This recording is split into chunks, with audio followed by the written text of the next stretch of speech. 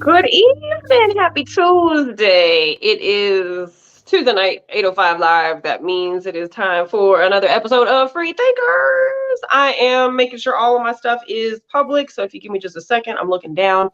Um, Making sure we are where we're supposed to be, but it is public. So that basically means anywhere that you are viewing us from, whether you are catching us from our YouTube channel or you're catching us from either the Facebook Freethinkers page or even my personal page, any comments that you leave in those places should pop up in our comment section and we can read those. And generally we will discuss those as we're talking, as you comment. So welcome to the show. Welcome to Free Thinkers.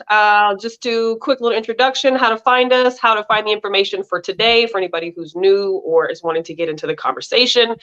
You do need to really join us in our Facebook group and on our YouTube channel. The YouTube channel is, of course, where we stream everything.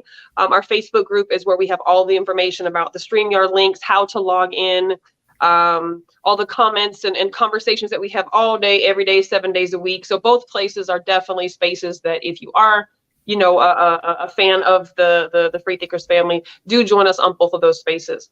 If you want to get into tonight's conversation on our Free Thinkers Facebook page, at the very top, it's pinned. And so you'll see the event for tonight. Just click on it. And in there is all of the links. So it's got the YouTube link and it's got the StreamYard link to tap in.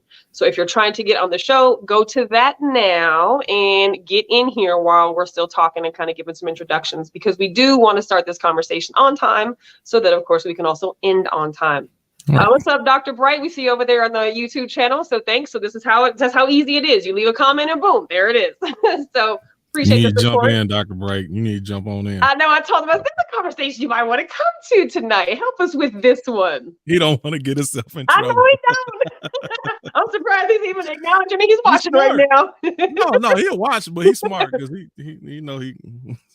I know. So follow us on the Free Thinkers page, Facebook, follow us on the YouTube channel. And again, all of the information to get into the conversation tonight is the StreamYard link on the event, pinned at the very top page of the Facebook channel or the Facebook page. If you don't want to get into the live conversation and you just are not necessarily everybody, but if you don't really necessarily want to get into the video, but you want to be a part of the conversation, like I said, just get in the live chats and we can engage with you there as well. If you're watching this, let us know where you're watching from. So just comment in wherever you are watching us from so we can see who's here tonight.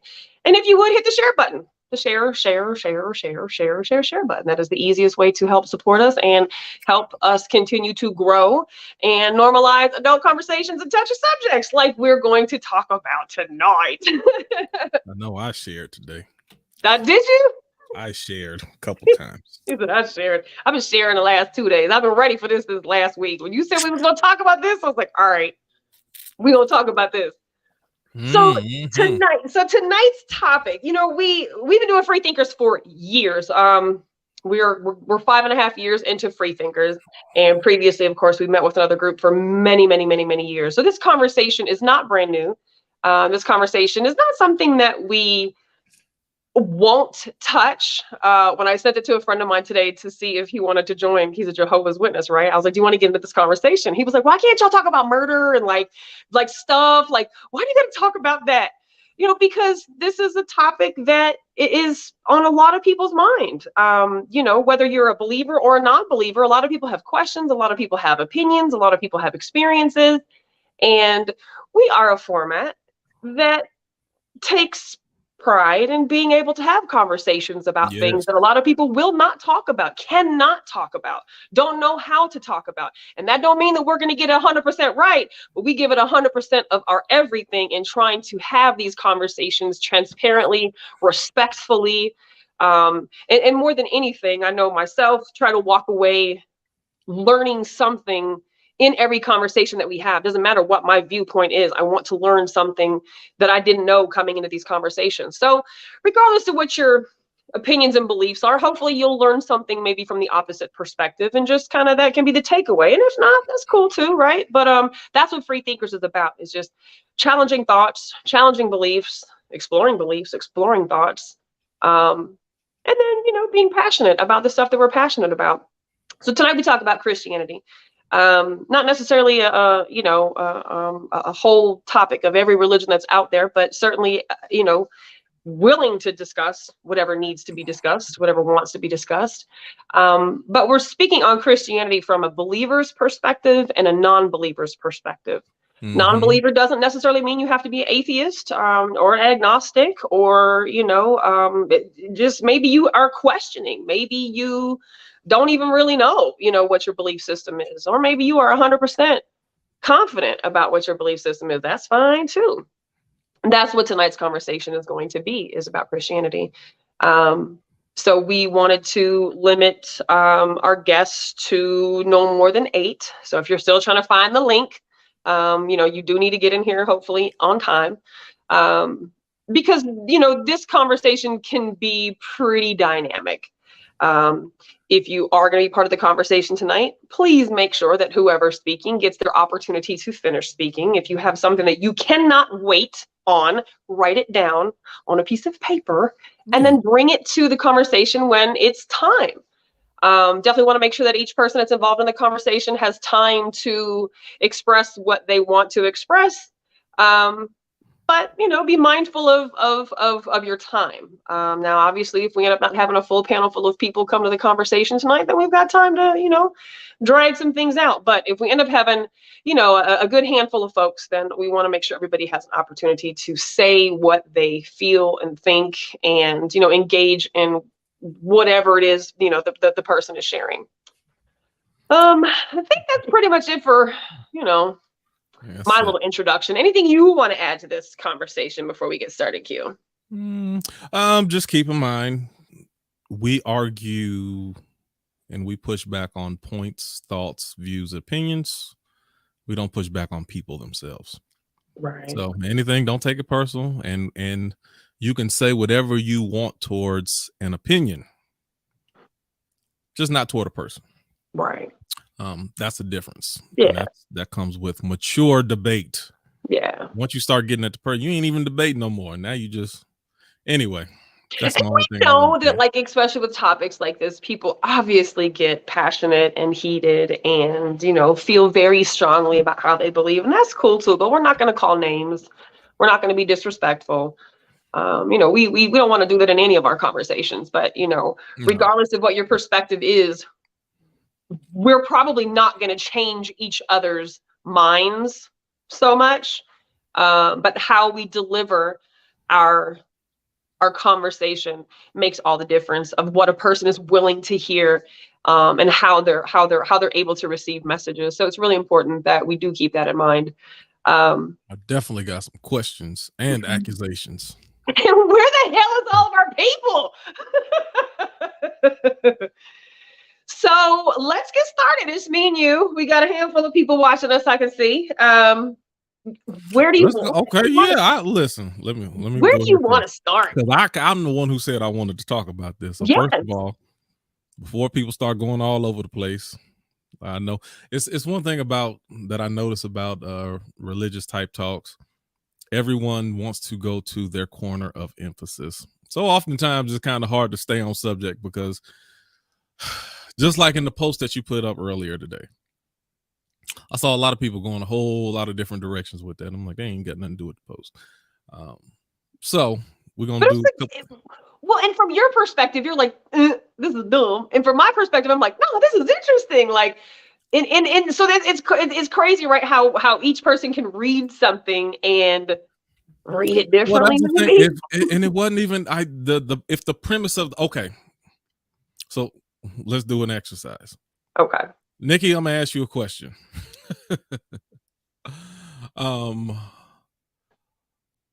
Are white people, not even say white people. Are black people dumb because they were born that way, or because their parents are not raising them wrong? Because their parents are not raising them wrong? Because their parents are not raising them right. Why are black people dumb? Are they born that way, or are their parents not raising them right? I don't think either one of those is the right. I don't think neither one of those is the right answer. What are you talking about? That's my point, Nikki. That's my point with the post. You don't answer a question when you don't even agree with the basic setup of the answer. So when somebody's saying God versus Allah, they mean the same thing. It would be foolish for me to answer that question knowing that they both mean the same thing. But so my whole point about the post was I'm not going to answer the question because whoever wrote the post don't even understand the difference between God and Allah, which there is not a difference. So then, and I'm not saying you don't answer right? questions like that. That's what I'm saying. I'm not saying this is your job. This is your role. I'm not saying you're even volunteering for this, right? But as a person who may be inquisitive to enter into a lifestyle of faith, I get that. Wouldn't it be important to break it down to basic elementary level for somebody who might not understand? If you want me to bypass the wrongness of the meme. Oh, that's right. What's up, YUUUUP? He muted. All right. Yeah, if you want me to that's like I said. So that's the same as you still answering the question, even though you don't agree with the premise of the question itself. Like you don't even agree with the setup of the question. So why would you continue to answer something that you don't agree with the setup of? But that was not my interpretation of the question. Hold on, let me see if he's unmuted. Let me see. YUUUUP, you good? Okay, good. Probably in the car or something like that, but yeah. Yeah, there was just background. Because the question was, damn, let me read it. I guess you know what? Hold on. Let's pause on that for a second because that ain't even where I want to go. I'm not even concerned about that right now. We could talk about that on the second half. Okay. What I wanted to bring up this topic from is I have questions for the non-believers. Okay. I got questions about that concerning Christianity. I got questions and accusations, actually. So questions and accusations. Yes. Shit. Well, right now I'm the only non-believer on this panel, so let's go. I know. Let's go. You better start DMing some people. You finna eat me up, but that ain't gonna happen. Well, no, other people may, and it's not even. I'm not trying to get deep or none of that stuff. I love this shit. I'm good for this. So my first argument is that I argue now that non-Christians are less accepting of Christians than the other way around. That non-Christians are less accepting of Christians than Christians are of non-Christians. Yes. So that you would reply. Accepting. What does accepting look like to you? Because I accept a lot of people who are Christian, right? Into my life because that's not something that steps on my toes personally. But that I don't exclude people from my life because they're Christians. Do I feel like our mindsets are different? Yes, I do. Right. But I don't shun them from my life as opposed to Christians who might not fuck with me because I'm not a believer. Okay. And I can go with the direction that you went as far as just accepting someone into your life. I'm more geared toward non-Christians trying to convince Christians how wrong they are for believing the way they do. Well, that's just ridiculous. Oh, you think so? I mean, I know that people do that, but that's just that. I think that's. Go ahead. I just think that that's somebody who has not. That's got to be somebody who's not comfortable in their own space. That they have to feel like they want to change somebody else's mentality. I'm not trying to change nobody's opinion. I see it. Let me ask. I believe that. Some of the Christian people jump in. I mean, and it could just be me because I might be somewhere in the middle. Do you feel that the tides are changing in that type of way, or do you jump in? I feel like people are like comfortable with you being a Christian as long as they never have to hear about you being a Christian. So like, it's just like, yes, in concept, I'm okay with your Christianity, but anytime anything gets brought up about how you actually live your life through any type of Christian lens, then I have a problem and I have to discuss the problem I have. But you just saying you're a Christian is fine with people. Like they're fine with that. But anytime anything comes up about Christianity or belief, then it's time to have a discussion about how stupid your beliefs are.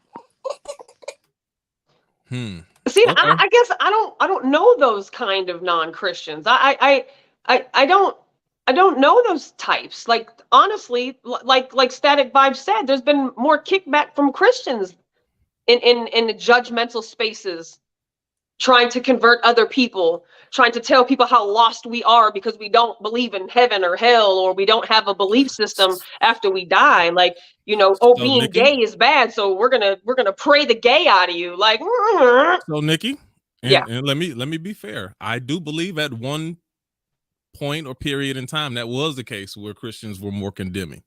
But sure. I think now that those tables have started to change. Christians witness less and less.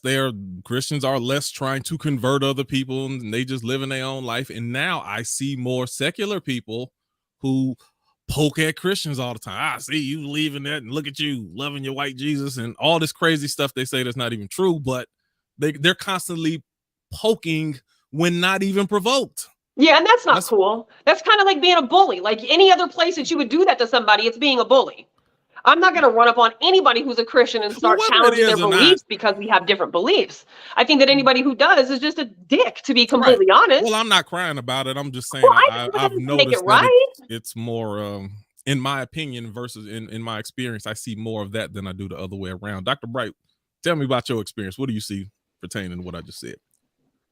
Honestly, I agree with what your point is 100%. There was a time when Christian people were extremely judgmental, were extremely hyper focused on conversion and pointing out flaws and all of that kind of thing. And now it does seem like the tide has shifted. And to be honest, I don't know that it's unwarranted on some level with the aggression that I'm sure they being non-believers felt from believers in the beginning. The tides have turned for sure, but the level of aggression, I think, is where the distinction for me, at least in my experiences, have come from. It because even the pursuit of conversion has always been from the lens of, hey, I want to help you. Hey, I love you. I don't want you to die and go to hell. You know, all of those things that we meaning Christians from years back would have done. The level of aggression towards people who do have a faith in God now is not from, and again, this is my lens, not from a space of love or care or concern, but it's from a space of ridicule and like, how stupid are you for believing in something that you can't see? Or that's really dumb to give money to an institution, or it's really dumb to follow somebody who's living better than you. So it's always from like a dagger perspective, as opposed to one that may have come from a different space of care and concern. And I'm gonna respond to that only because I feel like I understand why that may happen, and I'm sure you all do too. But you know, for like you said, so the tables have turned, right? So that means for so long it's been the other way around. That doesn't mean two wrongs makes a right, but being in the age of information and, you know, people's viewpoints on how they were raised and, you know, what they've learned as they've gotten older, you know, independent studies, things like that. People have learned differently. And a lot of people have a chip on their shoulder because they were taught something that they were required to believe that they no longer believe anymore. And so a lot of people come with that energy of this chip on their shoulder, sometimes some bitterness, and may take it out on the other person, right? That doesn't make it right. I'm not saying it's right at all, but at the same time, for how long have we been oppressed by Christianity? How long have we been required to live under Christian rule and law and dominion, even though we may not have subscribed to that? So again, I'm not saying that two wrongs makes a right. I'm not saying, oh, well, karma's coming back. Like, it's not cool to be a dick to anybody, whether you believe or you don't believe, but I can see why it's happening. Because just the way that you guys feel the aggression may be from non-believers, you know, that's how non-believers have felt our whole lives. And we're told how stupid and immoral and how we're going to burn for eternity. And it's like, damn, you don't even know me. I got a question about that too, but I'm gonna wait for a second till I get to that. Armand, what do you think about what I said? Do you feel that the tides have turned and Well, I've there's actually more? joined late. I don't know exactly what the question was originally about. The question was, do you feel that now non-Christians are less accepting of Christians than the other way around? I don't think either group has really accepted either one for a long time. I mean, for pretty much since forever. Haven't Christians and non-Christians always been each other's throats? No, not necessarily, but I understand I mean, what are you're you saying talking about here in America, or are you talking about just Yeah, I'm talking all over the about world? America. Yeah, definitely in America. Well, I mean, I don't know. They've always been kind of like, you look at like the 20s, like atheists like H.L. Mencken was saying, Christians are idiots, and Christians were saying that, people that don't believe in God are like contributing to alcoholism and, and bringing society down. So it seems to me they've always been antagonistic. And I think there's a difference between antagonism, though, and almost hatred. Well, Dr. Biderman, I understand what you're saying, but I guess what I'm getting at is, it seems to me that the believers and the non-believers have kind of always been not totally accepting of each other. I mean, the vitriol of it made the degrees of like anger and resentment towards one group or the other, it may go up and down as the eras change, but it's always been there. I will agree with that. Yeah, for sure. Absolutely. I mean, there's no argument about that. You're right. YUUUUP, what are you thinking, sir? In your experience, what do you think? First of all, I need to catch up with the topic of the room. So he got kicked out like 50 times. Yeah, he about to jump I came in and now I'm trying to work to see how to work this thing y'all got me on. No, that's cool. My basic question was, I feel like now non-Christians, and our subject is Christianity, even though I know that's, I'll let you speak for yourself. But now non-Christians are less accepting of Christians than the other way around. What do you think about that? Non-Christians are less acceptable? Less accepting of Christians and their faith than the other way around. Oh, well, I think based on my experience, it's the stigma that is placed on Christians as far as being very judgmental right out the gates. And the narrative in the church is like, come as you are. And when you have somebody that comes in that, that's having trouble with an addiction, let's say, for example, prostitution, you automatically saying that they're going, I wouldn't say you say, I'm saying the narrative is that person is automatically going straight to hell and they can't be helped or saved or whatnot. So it presents a contradictory premise as far as the church is concerned. So, now it's being frowned upon and considered a joke because you don't have good stewardship within the church itself as far as what it teaches across the entire demographic of the church. You only have a small percentages of churches that is actually doing what they supposed to be doing as far as extending their hand to the needy, et cetera, et cetera. But you also, you have those, I'll say this, you have those churches that is on the forefront or in the limelight that overshadows those smaller churches that are doing the right thing. And that's where you get the stigma from, like these mega churches and whatnot. Yeah, no, hold on. Forget about the stigma part. I'm talking about person to person. How in your circle, how you said my circle? Yeah, in your circle or just local circles. Well, my circle is a little bit different because a lot of my circle don't pertain to be Christians. My circle is more so that came out of Christianity. Right.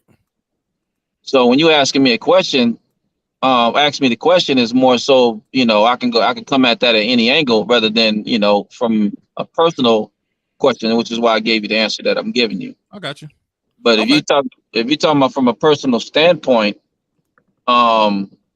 a lot of the people that are in my circle that came out of Christianity do not look at look at somebody that's in Christianity as far as being hypocrites in a sense.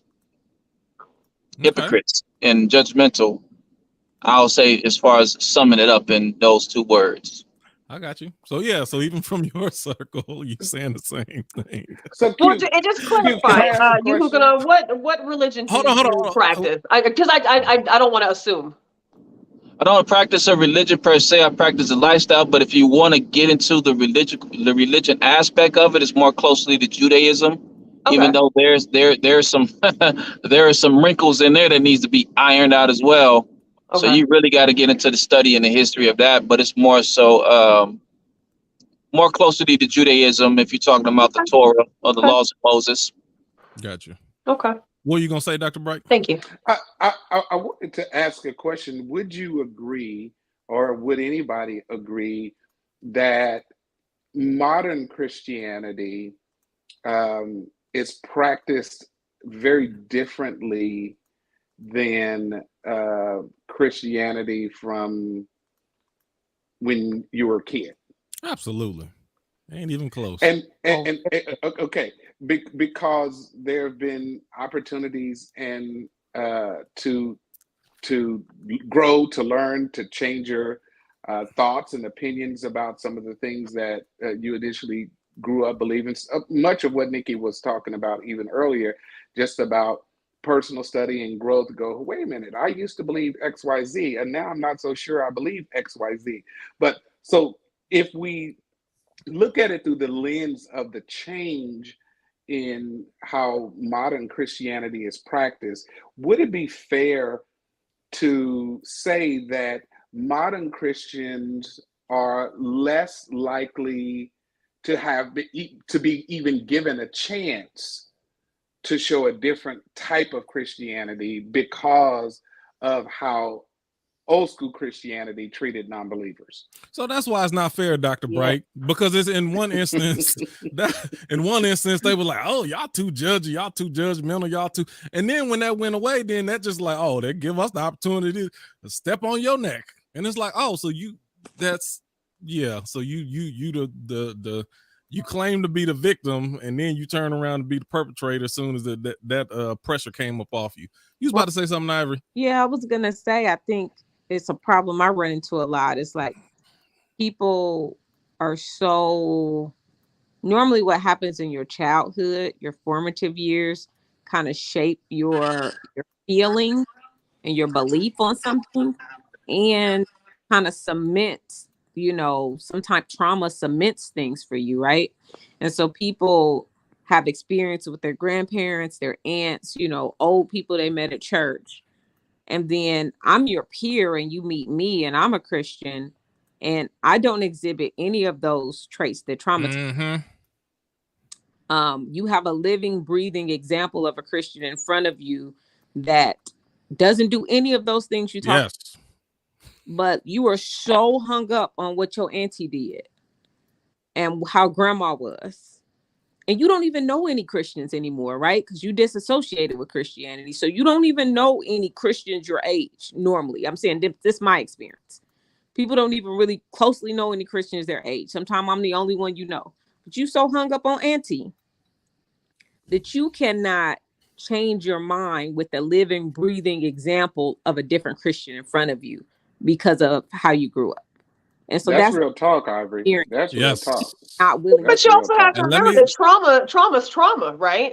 And I want secular people to acknowledge their trauma and don't act like just the Christians is crazy. Oh, well, hell yeah, we all got trauma. Let's yeah, they are crazy. You call it church hurt, right? Church hurt is a different type of hurt. Church hurt to me is an absolute betrayal, right? Because as a person who's going to church, a person who's going in with a faith, with a system of belief, a system of if I just do all these things that the book tells me I'm supposed to do, then there's gonna be an afterlife for me. I'm gonna get the golden ticket, right? So if I just continue to live my life, righteously and prosper, then it's gonna be okay for me. So to have auntie or uncle or however many other people traumatize a child or a young adult, in the name of Jesus, in the name of God, in the name of redemption, in the name of salvation, in the name of heaven, that's a hell of a betrayal. This side note. So this past weekend, I had a conversation with a very close mentor of mine, and she's been sober for 17 years now. And you know, the philosophy of most 12-step programs is the belief in a higher power. Thankfully, I was raised to understand a higher power as God is. However you want to understand him or her is fine with you. So God doesn't have a face or a gender for me.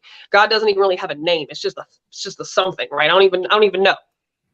But majority of people who get into recovery do so by way of believing in God or you know, accepting a belief system that there's a power greater than myself.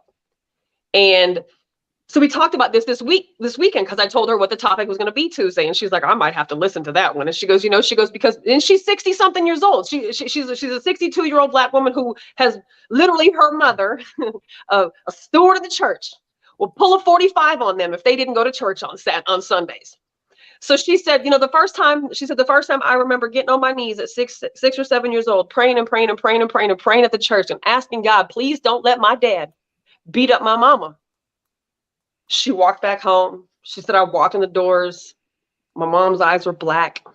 She couldn't hardly walk. Dad beat the shit out of her. Dad then, continued to beat her up. This woman lived in the church, bled Jesus, swore that that's the only way to do anything, forced all of her children to do everything by God's acceptance, by Jesus' acceptance. She goes, that's the first time I questioned that there was a God. How could you let this happen to my mom? So when you talk about trauma, she was raped as a child numerous times. I mean, there's so many different scenarios in which people in church have traumatized people to bone deep levels that it's a betrayal. So a lot of those times people are not trying to hear what another modern Christian or a different type of Christian may be talking about, because the trauma was betrayal. As a free thinker, when we speak from ration and logic, is that story exclusive to the Church of Christianity? No, but it's common. It couldn't possibly be. No, but it's very common. It's not. But again, my problem is very common. Rationally, go ahead. But let me say this, and I know I'm butting in. This is not my show. No, you're fine. But that's what we do. But the second part of this that I think is really important is, just because there was a bad demonstration of someone who understood Christianity one way, I can't say has to be the answer, because it takes you into all of these other fringes of, if there's a God, then why did this happen? Well, I mean, then it becomes so circular that you never really get to the real questions. Heart of the issue. The real, like, how could this happen?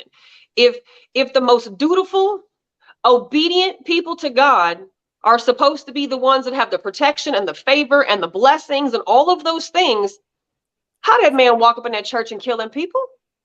How did this pastor get robbed? How did all these children in the Catholic Church get raped for decades? Hold on, Nikki.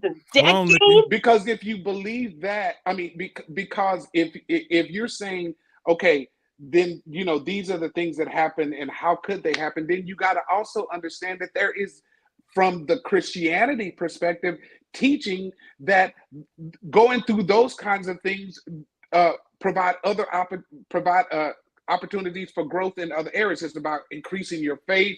It's about doing all of this. I mean, there are a lot of things that are free will, actions of other people, God not interfering with. So there's all of these fringes that can be taken from a statement like that doesn't still accurately portray an understanding of what true Christianity is all about. And I think that that's where the danger is, when you lop that in without saying, okay, if we're going to have this conversation, then let's go down the whole damn trail, not just this part.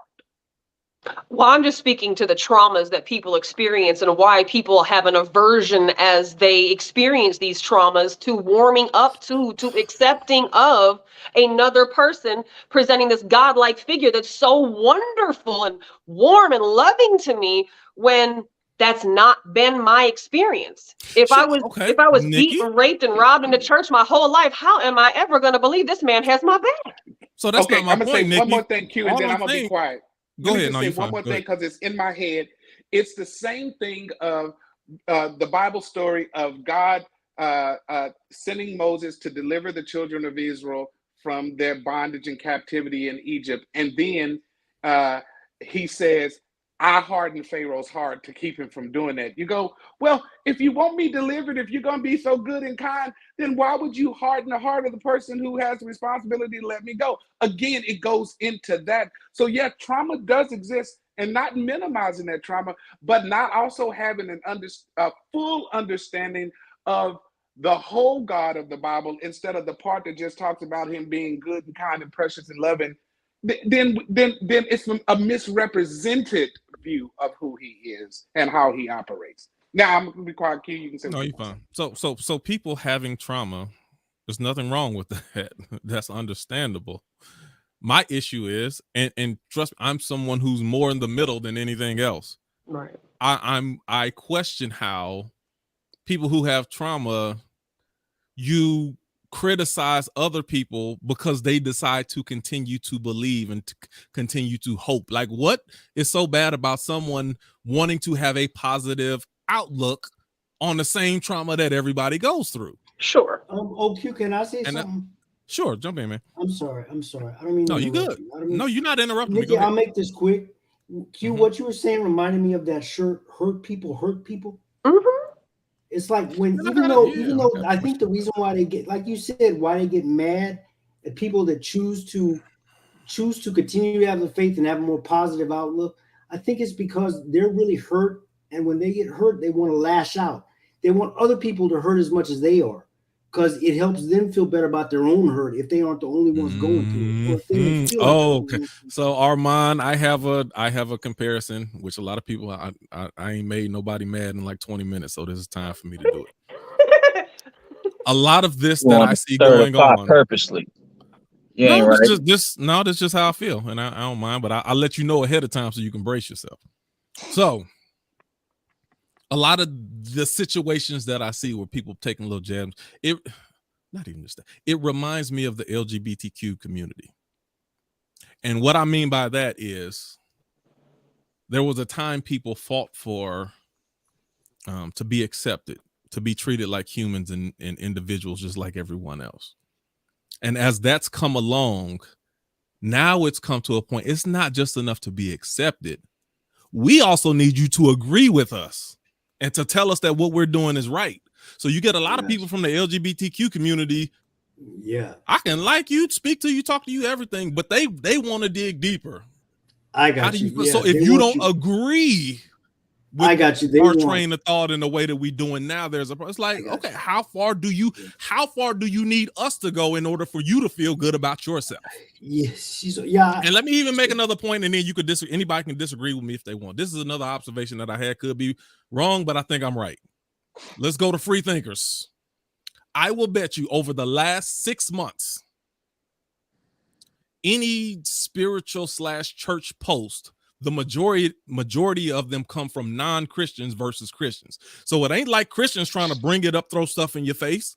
More often it's the non-Christians who take these little jabs at the Christians or the church. But they got some questions that need to be answered. Yeah, that's where I'm getting. Let's talk about it because we know what your perspective is. Let's talk about it. That's what I'm talking about. Go ahead.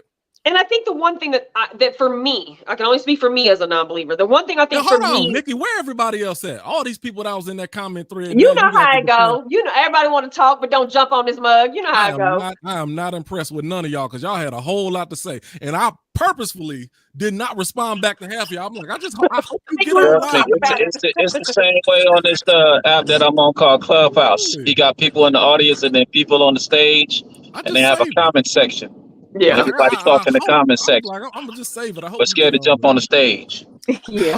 So the stance that I take, for me, the reason why I'm bothered, I'm not bothered by anybody's religion. I am all for whatever feels good for you. I don't care how you eat. Don't make me shit. So it's okay to me, right? However, the problem for me is that this is the religion that we are required to abide by when it comes to some laws, when it comes to principles in this country. Like you don't have to believe what I believe, but I have to believe what you believe. You know, and I don't have to believe what you believe, but you know what I'm saying? Like certain laws, certain legislation, just the different dynamics Nikki, do you from really which believe I'm required to abide by, but you're not because it's your belief system. So it works totally fine for you. Nikki, do you really believe that the laws that you're governed by is absolutely every one of these white men in this goddamn White House is a fucking Christian?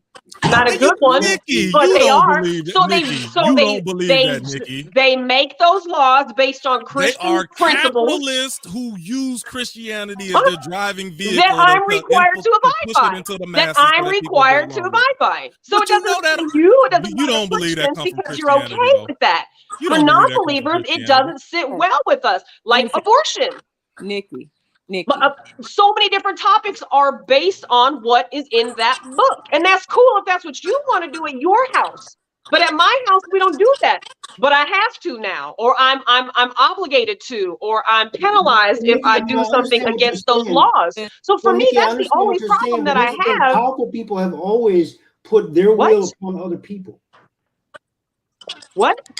I was just saying, powerful people have always put their will on other people, whether they. So there lies my problem. So for me, a non-believer, that's my problem. So your problem is people in power. With people in power, I would imagine. Up in this bitch. Nikki, I don't think this is a Christianity problem. Like for me, if I read the Bible and how the Bible talks about how to run things and how the Bible would have you run a government, how the Bible would have you take care of people, how the Bible would, that's not what they're doing.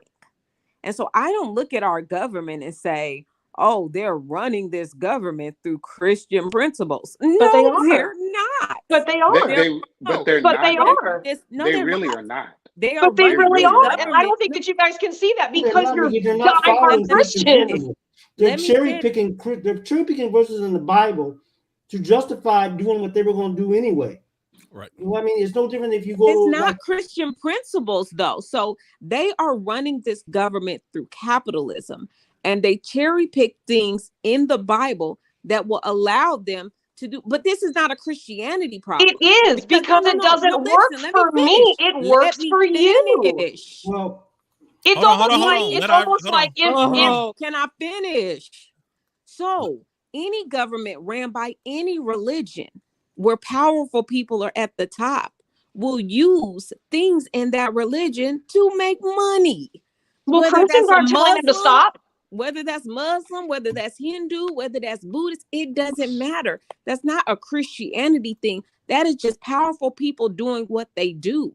That has nothing to do with Christianity, because the way they run things is not the Christian faith.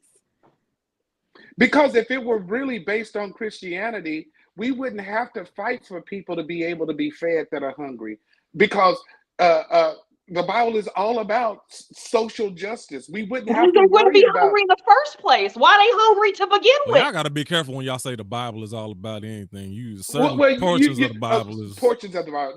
I know you like stoning your kids outside when they tell you. I'll be a little more technical. I was about to say.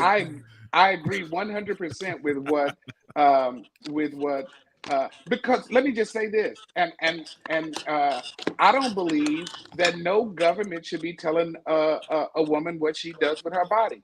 Now, folks there's some folks who say, I'm a Christian, who would say, I can't believe that you are pro-choice. Yes, I am pro-choice. I don't personally practice abortion, but I also don't think that folks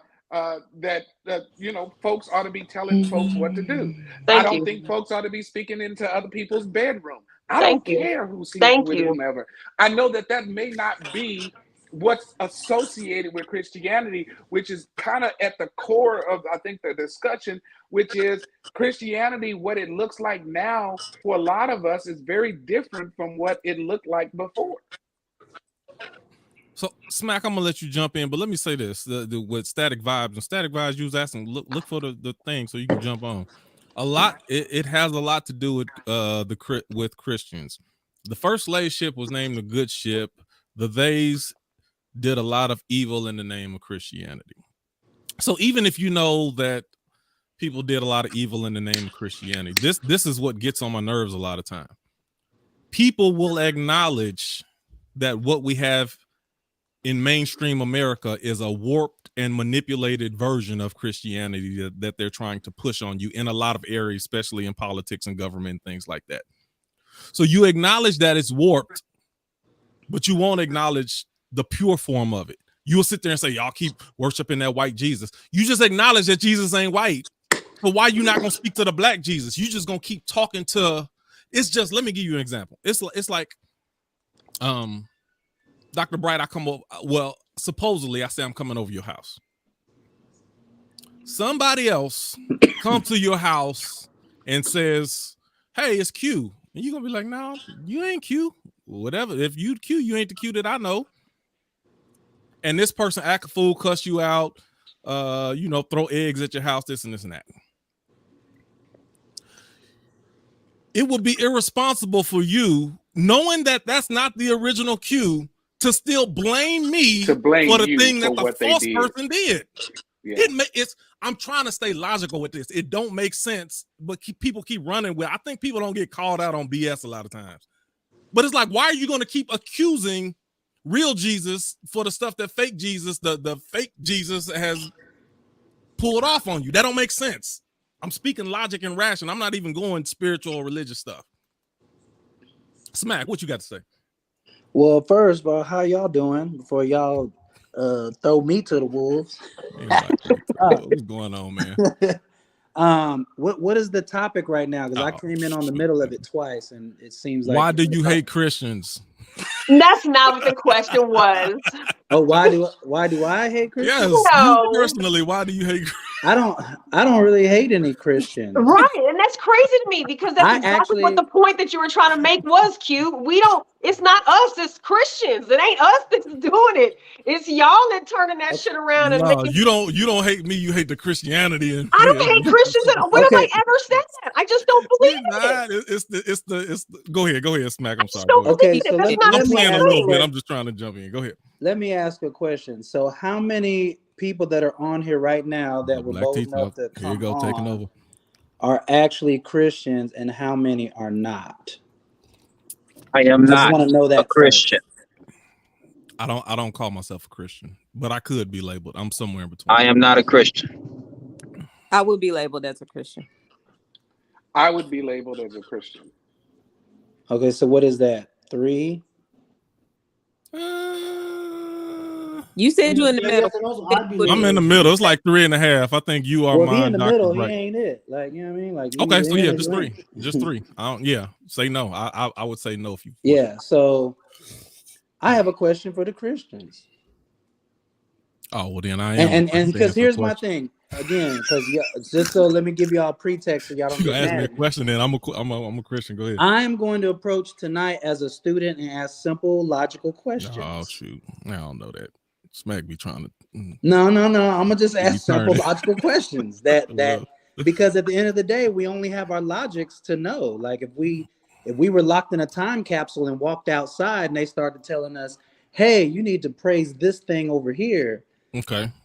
We're basically so let me start. So God dang it! Hold on, Smack. Hold on. Be that 48 minutes. Hey, you gotta have different people of communication in the group. No, I got like 5 seconds. I got more accusing to do before we jump to that side. So I'm gonna let y'all accuse me in a second. Go ahead.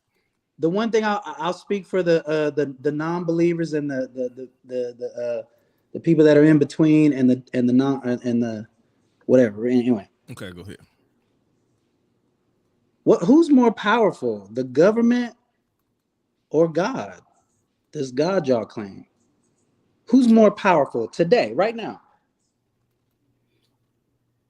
Damn, I would say God. God. No, I just said God. No, if you force me, I'd say the government. Yeah. So I would say God. Yeah. What's that? So we got 2 gods. When obviously the government runs shit. I mean, if God was in control right now, I would be disappointed in God if I gave him. I'd be disappointed. God, I mean, I would say God. I would say God is still. I mean, God has always run things. God always will run things. God is running things now. Okay. So then God would also have to take credit for all this messed up stuff that's going on right now. God said, "I will use evil people to affect my will." Yeah. God says, "I will use evil people to affect my will." For all of it. Yeah. Okay. Say what now? What was that? I think the most powerful. He is in control of everything. And yeah, everything that happens is under his control. So let's do that. So Yeah. I don't think God really fucks with y'all the way y'all think he does. Okay. By that logic. That's your I actually agree with that. I don't think he fuck with you. Explain that, because not everyone's going to understand where you're coming from. I'm I think there has to be something student. messed up with the way people perceive God. I'm just speaking from the student. That's my thing. I'm talking about even Christians perceiving God. It's just a perception. Because then I would have an issue, if God is in control of everything, all knowing, omnipotent, all of that stuff, and then he's allowing babies to go hungry and die. I would have an issue with that if God chose to fully be in control at this point in time. I would have an issue with that. So I think that the way a lot of people who believe in God, the way that they perceive God as being all powerful, in control, and a part of everything that's going on, then I would have questions, and that would be an issue. And see, for me, this is funny. So that was one of my questions. Another question. Hold on a second, Smack. I guess go ahead, Ivory. This is why this line of questioning doesn't bother me, because my perception of God is completely different. Like I have boundaries from where I think God operates from, and so none of that bothers me. Like I know God operates through men's free will. So there are some things he's going to allow, so he's not a puppet master. That's what I believe about God. And so you say, well, how could he let stuff happen? Well, I mean, does he make you wake up in the morning and walk you to work and make you do right? No, that's not who he is. So what does he do? Happen or out of free will. Now, I also believe that his ultimate plan for earth and man is going to come to pass the way he wants it to. And he's an eternal God. And we are finite creatures. So yeah, maybe my idea of someone dying when they're a baby or when they're 20 might seem really deep. And it ain't deep to him because he's God. And so I have a different perspective where none of those things bother me. I mean, that's the same thing as like a captor of a rape victim. You're basically, I could free you. You believe one day I'm going to be nice enough to, let you make it after you love me.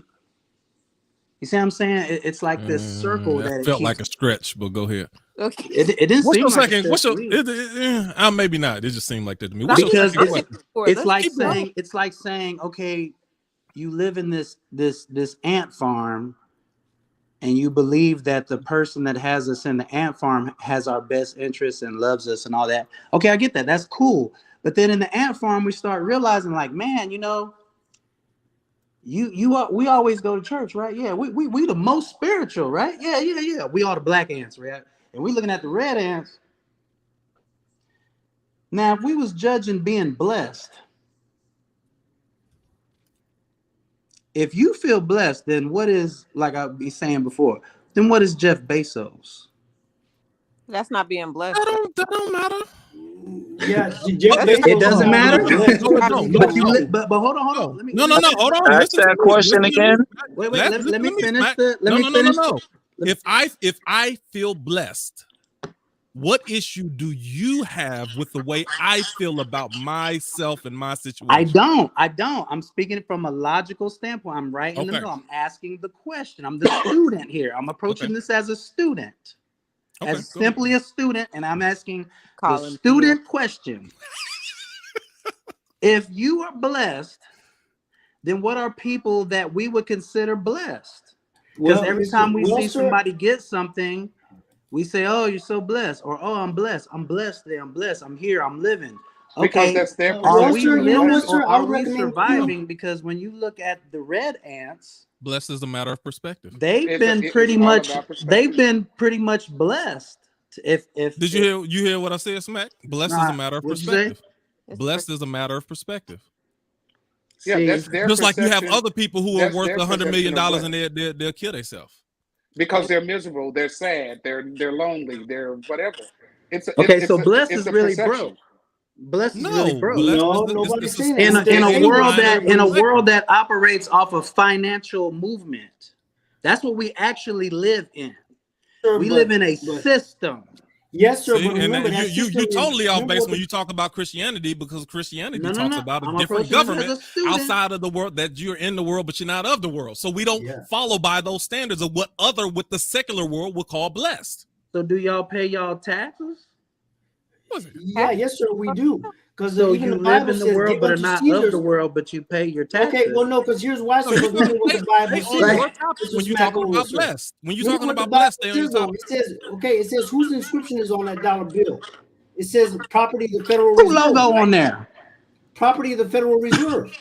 It says property of the Federal. So and what does it say above that? Mac, if you asking questions, you got to stay on your own topic. And what does it say above that? Yeah, yes, sir. I know it says in God we trust. However, it also says property of the Federal And Reserve. why? So Why? when you Why pay, is it saying when you that? pay the Federal Reserve, Because That's a whole different because argument. Christianity That's a different rules this argument. nation. Nah, we ain't gonna That is jump a around. different Stay on argument. topic. Different Got in argument. trouble. Everybody, please just have an answer to what I asked. No, I And gave you you an open up the answer. floodgates. That's I what gave you're going you to an get. answer, and You you might want to jumped close the around. floodgates. I just want to We hear not. y'all. No, we not. We y'all's gonna stay on responses. topic. Y'all know I'm about staying on topic. Y'all are all over the place, and ain't nobody having problems answering none of your questions, Mac. So No, wait. See that's why I set the premise as a student, because I already knew y'all were gonna think that I'm attacking you. I'm not. I'm just saying it as raw and as real as possible. Oh Lord, Smack. All right, Smack. I didn't say it was true. We directly answer the question, and then I'm you just start moving asking to a a different logical direction. question that a student would ask. So, okay, well, if you're this, I know, but you start veering. Okay, so I'm okay. approaching Let me ask you. as a student, Let me and I'm gonna put respond it to what you're together saying. as a student. No. Let me respond to what you're saying. So, do you agree?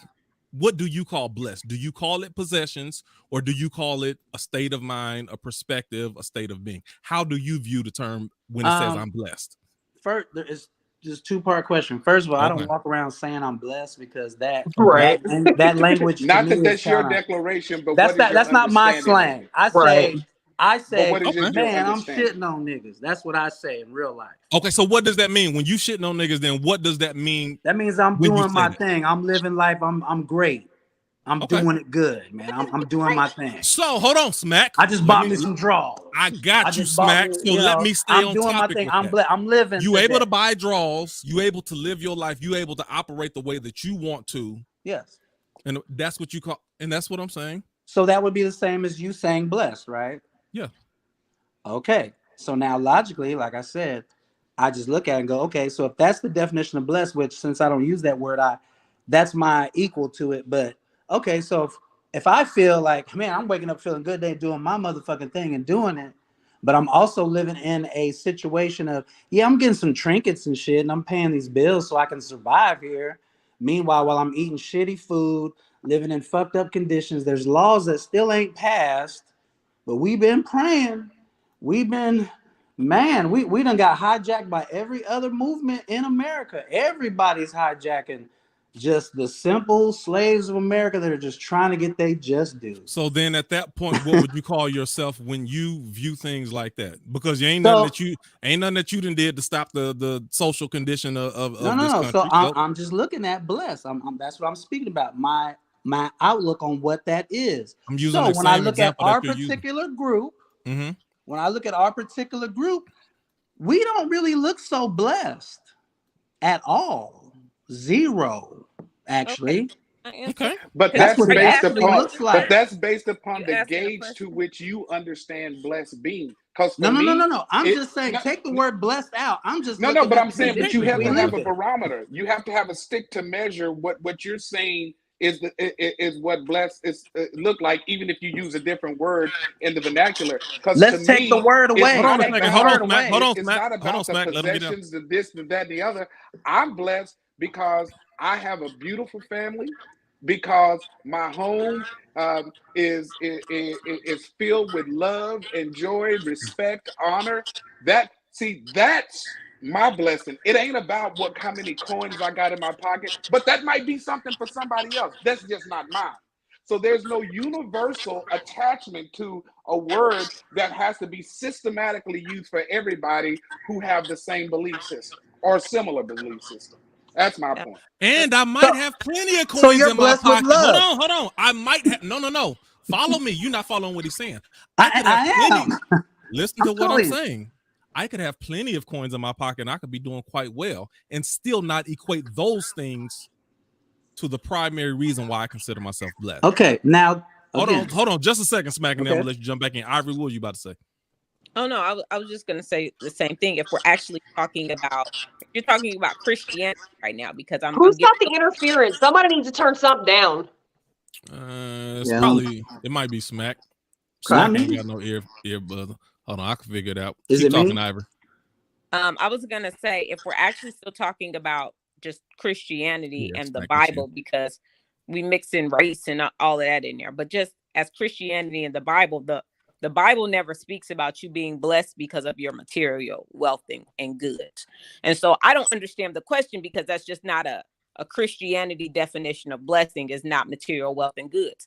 Now, are some Christians maybe preaching it wrong in an biblical way? Sure. But if we're talking about just the truth of the Bible, that's not it. So the question it's not equating for me. Okay.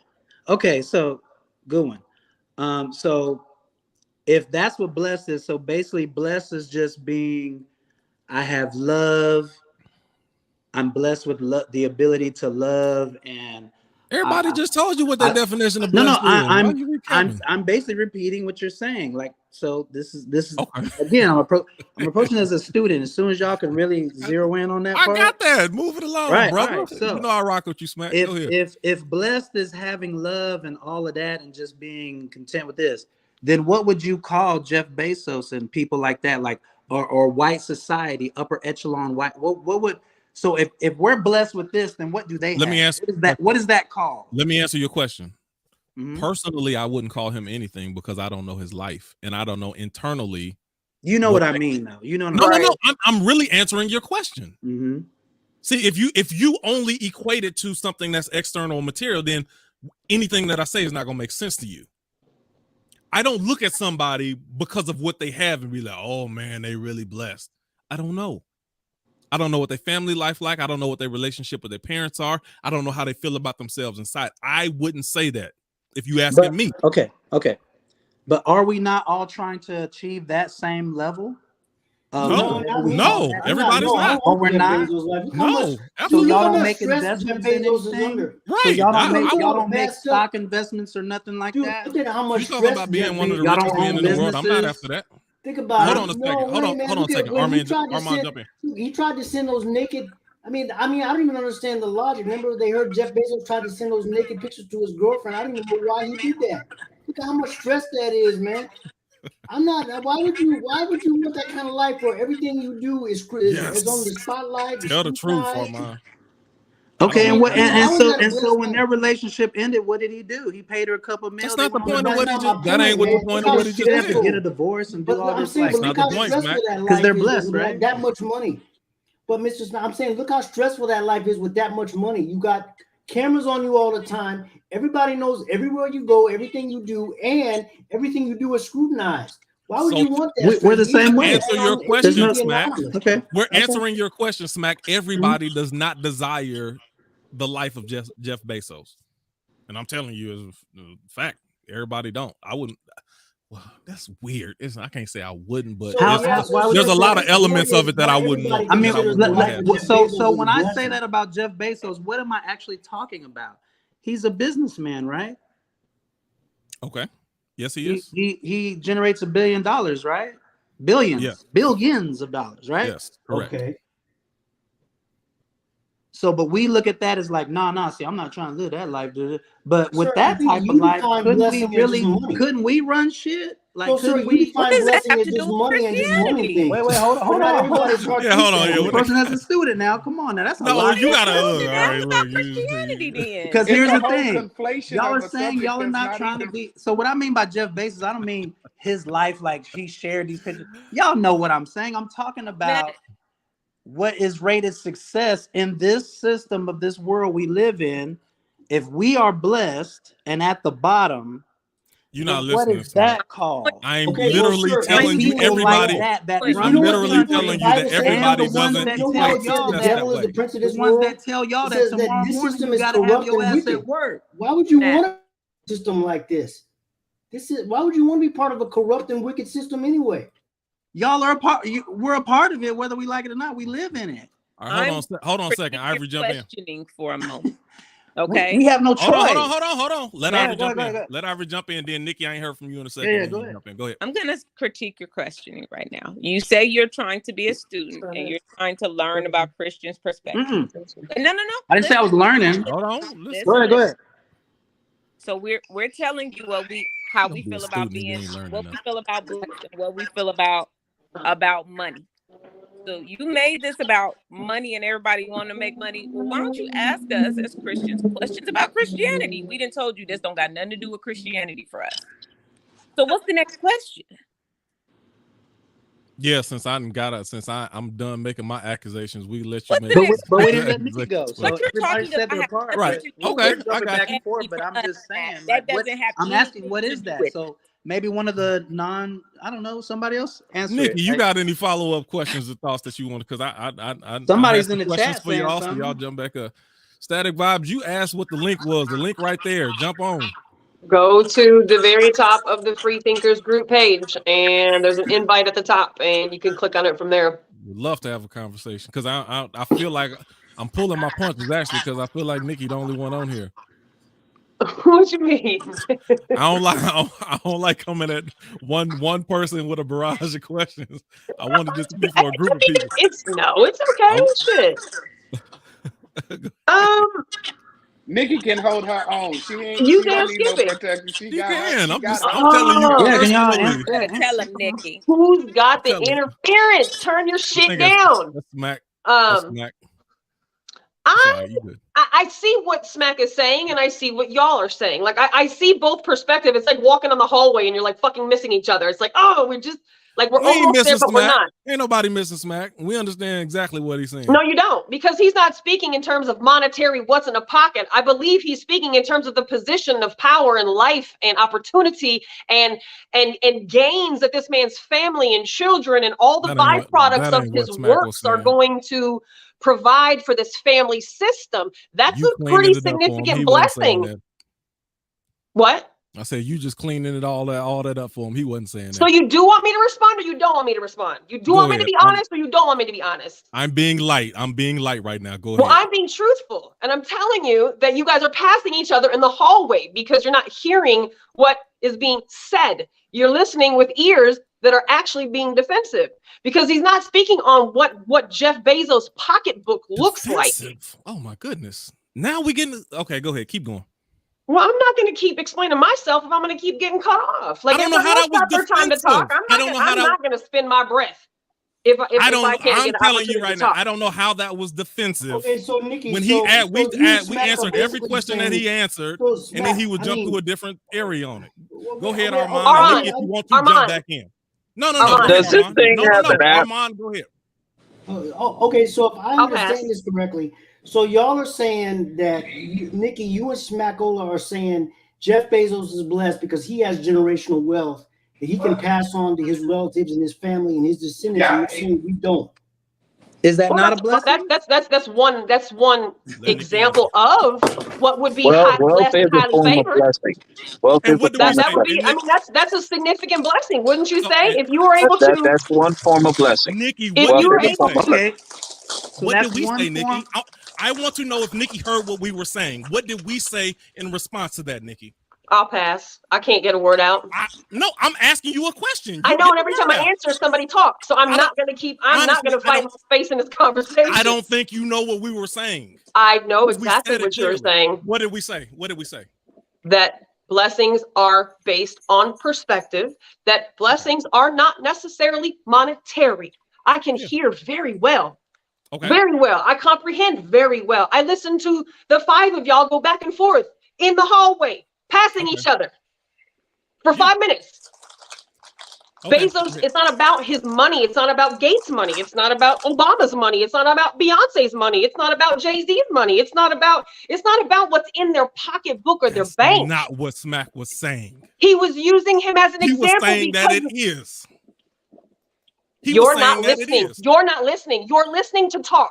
You're not listening to hear. Somebody else tell me I'm wrong. Is that not what he was trying? He kept trying. We kept telling him Tell it's me not I'm about the wrong. monetary You're listening to talk. You're not listening to listen. No, I'm arguing the point when you're saying that we're crossing each other and we're not understanding each other, and I disagree. We do understand each other, and Smack just wasn't trying to hear what we were saying. That's what I'm saying. He was trying to explain it wasn't about I will also agree that you did understand what both of us were saying. I'm telling you, Smack wasn't catching what we were saying, or he wasn't listening. It was. That's what I was saying. I think that maybe a different perspective will happen when we listen to this conversation Smack, later you on. want to reiterate what you were explaining? What? Smack, you want to reiterate what you were saying? Hold on, it's muted. The mic is muted. The mic is muted. I'm muted because he got the background noise. My bad. Oops, I got you, Smack. Go ahead. My bad. Okay. Nikki was correct. What I was saying, she understood what I was saying. It was not about Jeff Bezos personally. I'm saying I'm looking at his blessing of the love and abundance and the status, everything she said that he has. And I'm looking at, he's part of the red ants, right? So I'm going, man, there sure are a lot of red ants that actually have a lot of shit and a lot of love and blessing. And we're blessed, and we'll say, yeah, because you know I got this rug, and I got a fucking okay. Well, that's cool. Not her. Because there's some people that ain't got a rug, right? But what I'm noticing is the red ants, though, overwhelmingly, globally, whatever you want to call it, they're really blessed. They must be either they took it or it's given because ain't nothing changing. So all I was saying was the beginning of this about being blessed, however we equate it, because I equated blessing with monetary stuff only because when I see people actually say it, they'll say they got a new car. Oh, you got a new car? Yes, I'm so blessed. You are so blessed. I've always heard that in the church. I've been going to church all my life. When I would hear us talk about something, a blessing usually came with a level up of something. A thing. It came with a thing. Yeah, a thing. I got a job. Oh, you're blessed. Yes, love is a blessing. Yeah, won't he do it? He got you a job working there, but he didn't get you a corporation like Jeff Bezos and them got. But okay. So that's what I was saying as a student. You just admitted you don't even use that terminology. And one more thing, let me hand it over. And Q, I do think me and you were both missing. I already knew the angle you're coming from. I already know that. I know where you stand.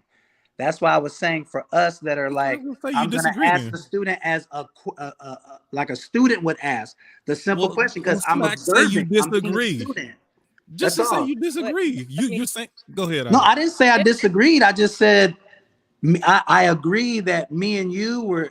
It was like you had a point, I had a point, but we're missing each other because the way we're listening to each other is not the same. I'm trying to explain it the best way I don't think you had a point. And Nikki was able to explain it to y'all better than I could explain it because in my head, that's exactly what I said. But I'm saying I don't think you had a point. I literally. But if you don't think I had a point, and there's nothing there that. Let me tell you why. Because we literally said we don't equate monetary things to blessings. I was just wondering, as a student, if y'all can't, if y'all don't see it. You still ain't hear what I said. You still ain't hear what I said. Can I jump in and then you hook and then jump in. Go ahead. So, a couple things. So, I miss this type of debate. Go ahead. I hate when we agree all the time. When someone is questioning you and they say that they're questioning to really hear what you want to say and to get your answer, and then you give an answer, but they keep counteracting your answer to argue about what your actual answer is, then you now know they're not listening as a student anymore. That's number one. That's just debate, arguing, conversation, one-on-one. You ask me a question, I answer it. It counteracts what your original assumption was, and then you counteract it to double down on your assumption. You're no longer just a student answering a question. And if I call you out on BS for that, I'm not being defensive. I'm just calling BS because that's what it is. And Smack, I'm only muting. Clear. I'm only muting you because your speakers are bleeding. Yes, you who can. If I call BS, am I only interjecting to argue, or am I doing like a student would do, and a student would ask another question? That's just BS. But you're taking it like I'm trying to be, and I'm only saying it like a student would. I'm not interjecting another thing. I'm asking another question.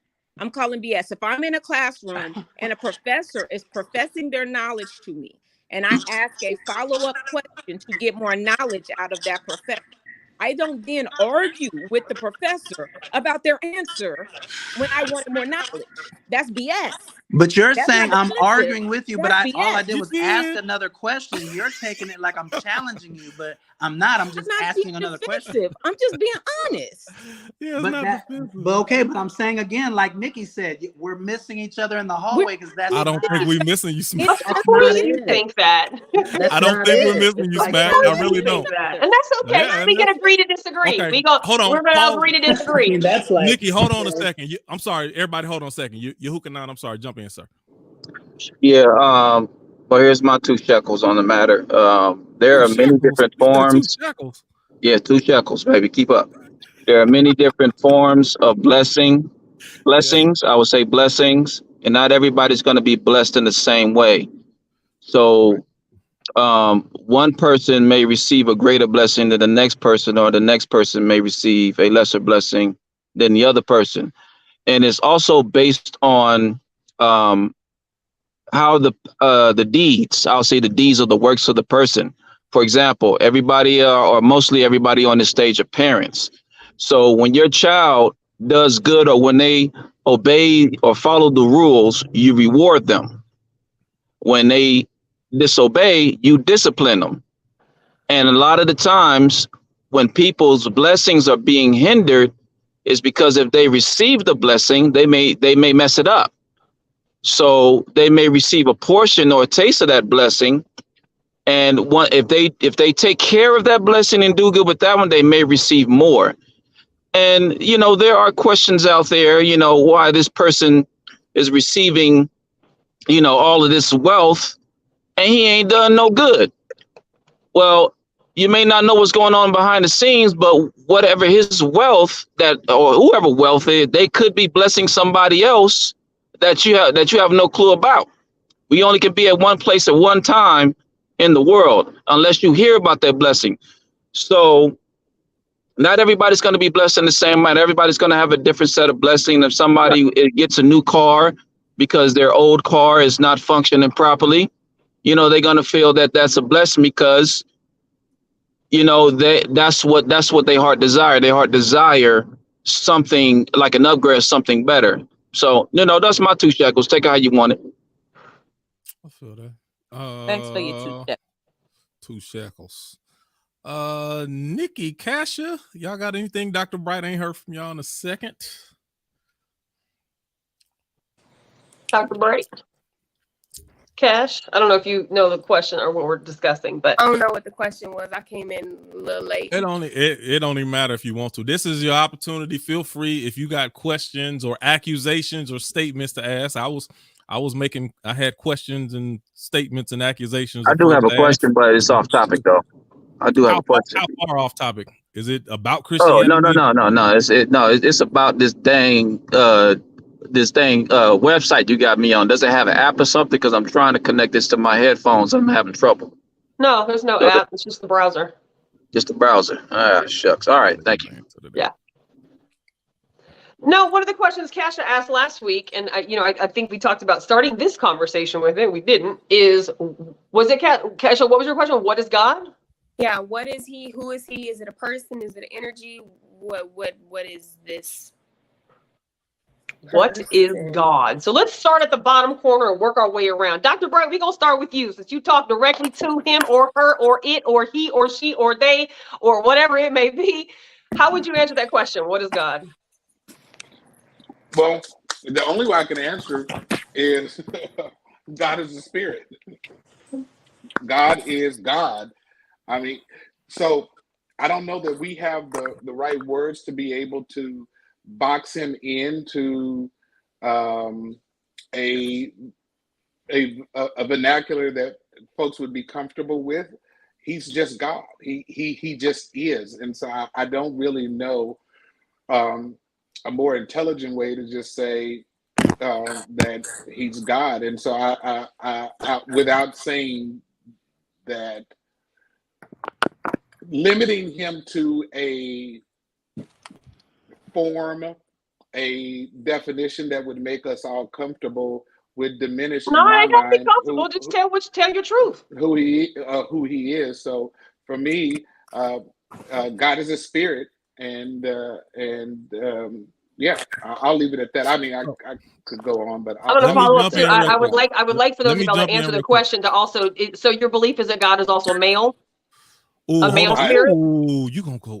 You probably should say. I ain't being mean. You probably should say. I just said it because he described it in a he form. So I just know, and most people do. It's gonna take it. I'm telling you, separate the questions. It's gonna take a different direction. Okay, so we'll talk about God's gender. Right? No, that's a total. I mean, you want to give that space for the. Yeah, we'll talk about it. Well, that'll be the next question. That'll be the next question. Armand, hold on. Let me jump in first before anything because I want to jump.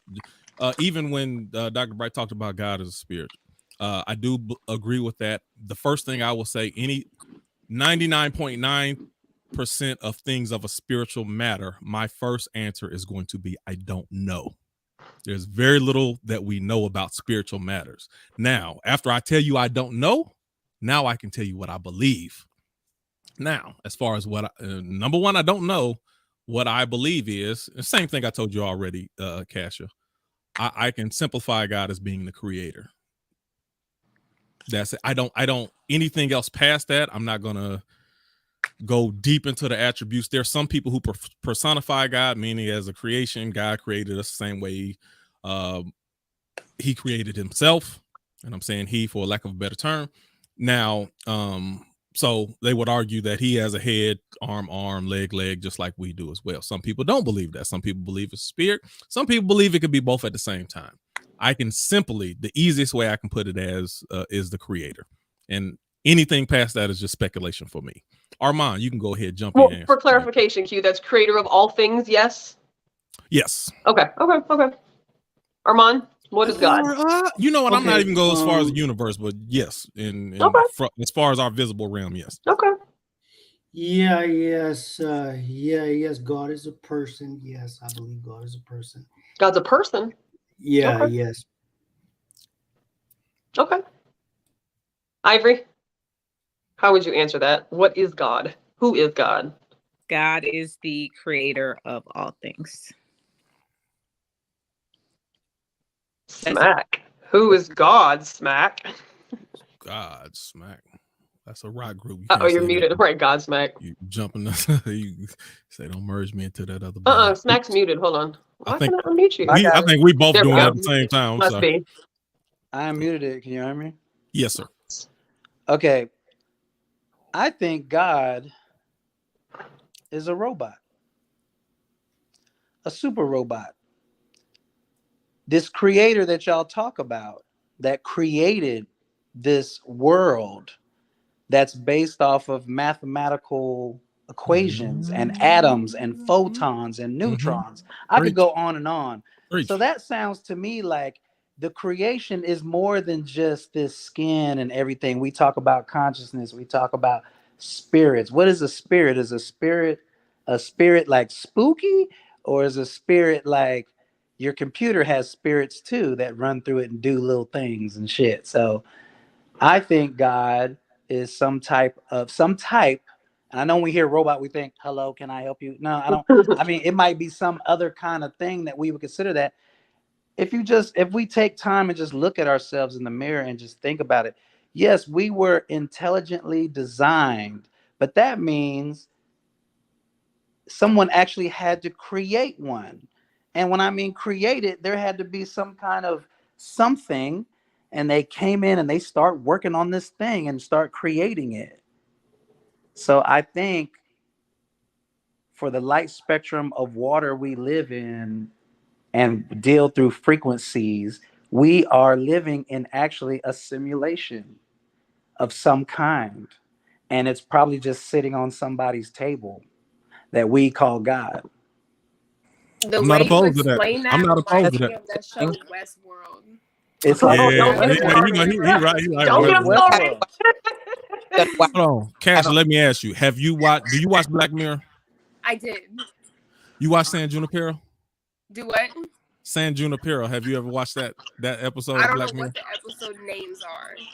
Oh, All right, I'll talk to you about it later. Anyway, We'll you're watch hooking it up. tonight because I was supposed to watch it before the show and I didn't get an opportunity to. So we'll Black watch it when we're Mirror done. told me to watch Coming it in. too. Black Mirror makes me really think about the world because it's like it correlates a little too much sometimes.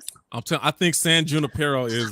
You saw that Smack San Junipero? Have you watched that? Yes, all those movies are what all those very movies close are to a what I version of think heaven would Westworld be like. story. They're all Yeah. the same. Avatar, Dark City, The Village, all that shit is all the same story that actually come from the Bible. I don't disagree. Inky and Inwell, the Emerald Tablets, the fucking Genesis, all those stories, and then the stories that didn't make it in the Bible, all those little science fiction movies, Star Wars, all that shit. Yeah, it's true. It's from the stories out of the Bible, but not the stories The woman per herself se even that said are she in the pulled it from that. Bible, Yeah. but the ones that were left out because you know they only picked 12 or whatever it is they put in the Bible, 12 stories out of the fucking. It's like watching Star Wars. If Star Wars had 42 episodes and you said, "Oh, I'm a fan of Star Wars. I love it. Have you seen Star? Yeah, I love it. Okay, you seen 1 through 10? Yeah. Hey, what do you think about Darth Vader's daddy? Oh, I don't care to know about that. Like, really? Like that's a little. Well, Smack, hold on. I'm just saying that's just. I'm gonna give you an example. Then I'm gonna get you hooking on. You watched Belly, right? Yes. Did you watch Belly 2? I didn't watch Belly 2. It ain't the same thing. But I know Belly 2 exists. But I know it exists. It's a poor imitation knockoff, and once you watch it, then you realize it's not a reflection. It has nothing to do with the original. No producers, no creative writers, no directors. None of it's the same, and it's a bad imitation knockoff. So my whole point with that is everything in the uncanonized books can't be verified, especially I know some of that stuff was later on, but aren't they? But is it not about 300-400 years after the last book that was canonized was even listed? All of that stuff can't the be Bible verified. was 500 years. Okay, so but do you agree that all those stories, when you read them, they're all the one big story? But then we decide to go, oh, but this part of the story, I don't believe in this. I believe every story has something that you can pull from it, even science. So that's all I'm saying. So that's really all we got to go by. So actually, disagree. the Bible is bigger than what we give it. We just have an edited version. True. The Vatican and them keep all the other scriptures, and I don't know. When I look around, man, I agree with that. I agree with that. They sure do. Hold on, you're hooking on. Hold on just a second. No, I'm just saying I agree with him. He said the Vatican is holding all of these other manuscripts. He's correct. I believe it. No. I'm interested in your answer to Cash's question. Who is God is the question? Yes. Okay. Well, this is what I believe in. Somebody mentioned that he is a spirit, so he is a spiritual entity. He is the father of lights. He is the creator of heaven and earth. He has no form. He does possess a masculine and feminine traits, but the Bible describes him mostly as a masculine entity. He is always referred to him as a he, him. You never hear it being hearing the creator being referred to as a her or feminine. But there are feminine traits, which is why you see it in us today as humans. You have the male and female. You have the male and female. You have those male and female, both possessing characteristic traits of the creator, which is supposed to be expressed throughout the earth, but hasn't been for reasons, various reasons. But in regards to my position, or my standpoint, he is the creator of heaven and earth. He is the father of spirits, the father of lights. And he does have a masculine and feminine traits. Okay, you hooking on. I'm gonna double up with you. Let me be a devil's advocate to Nikki. If the Bible was written by all men, why wouldn't it only be God be referred to in a masculine form? Like, can we say that God is really only masculine? I mean, we can definitely argue that if it's written by all men, and especially men that lived in those days and did not look at women as being equal, then what? Go ahead. Well, when you read the Bible and you study it closely, there are what they call prophets, and these prophets are given visions. That's the way the Creator communicates with them. If you go into Daniel, you will see that it will describe one sitting on the throne. And it will say the Ancient of Days. Or if you go to Ezekiel, it says the one that has like a human form, but in the form of a man. So you will see the description of those being told by the prophets of what they see in the vision. Enoch is one of them. The Bible mentions about Enoch that he was 300 years old. He did not see death. He was taken up, but he left a book that was written. Some people believe in it, some people don't. But it describes him, the Creator, the Father, living in this unapproachable light. So you can't really approach him or see his form, but you know that it is there, and you know that it is of a masculine form. Okay. Let me jump around a little bit. Dr. Bright, is it proper for us to only refer to God in a masculine form? I would say so, yes.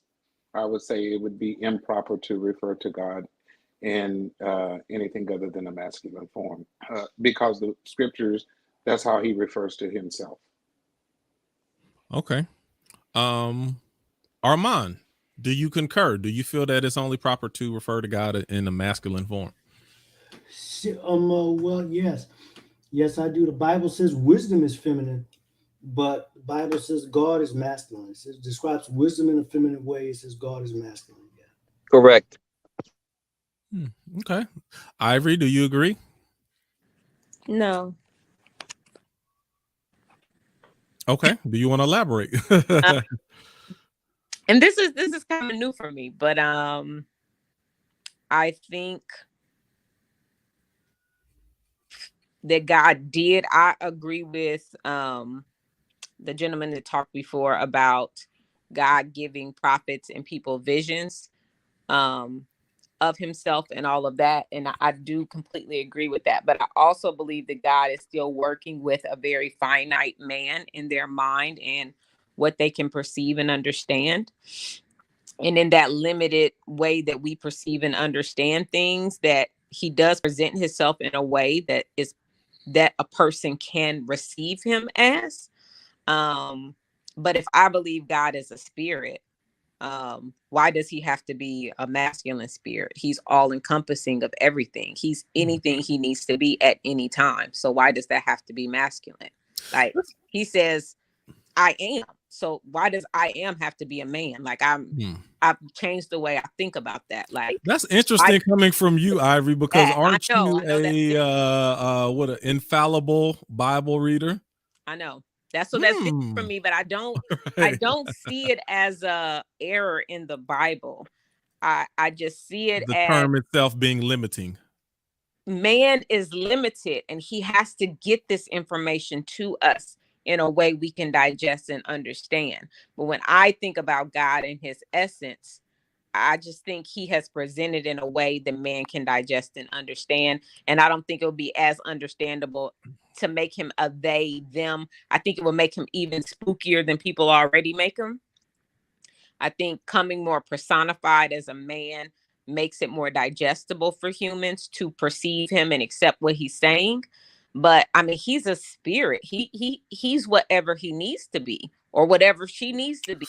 It's not even a he or she. Let me follow God up. is the spirit. So would you ever feel uncomfortable saying she?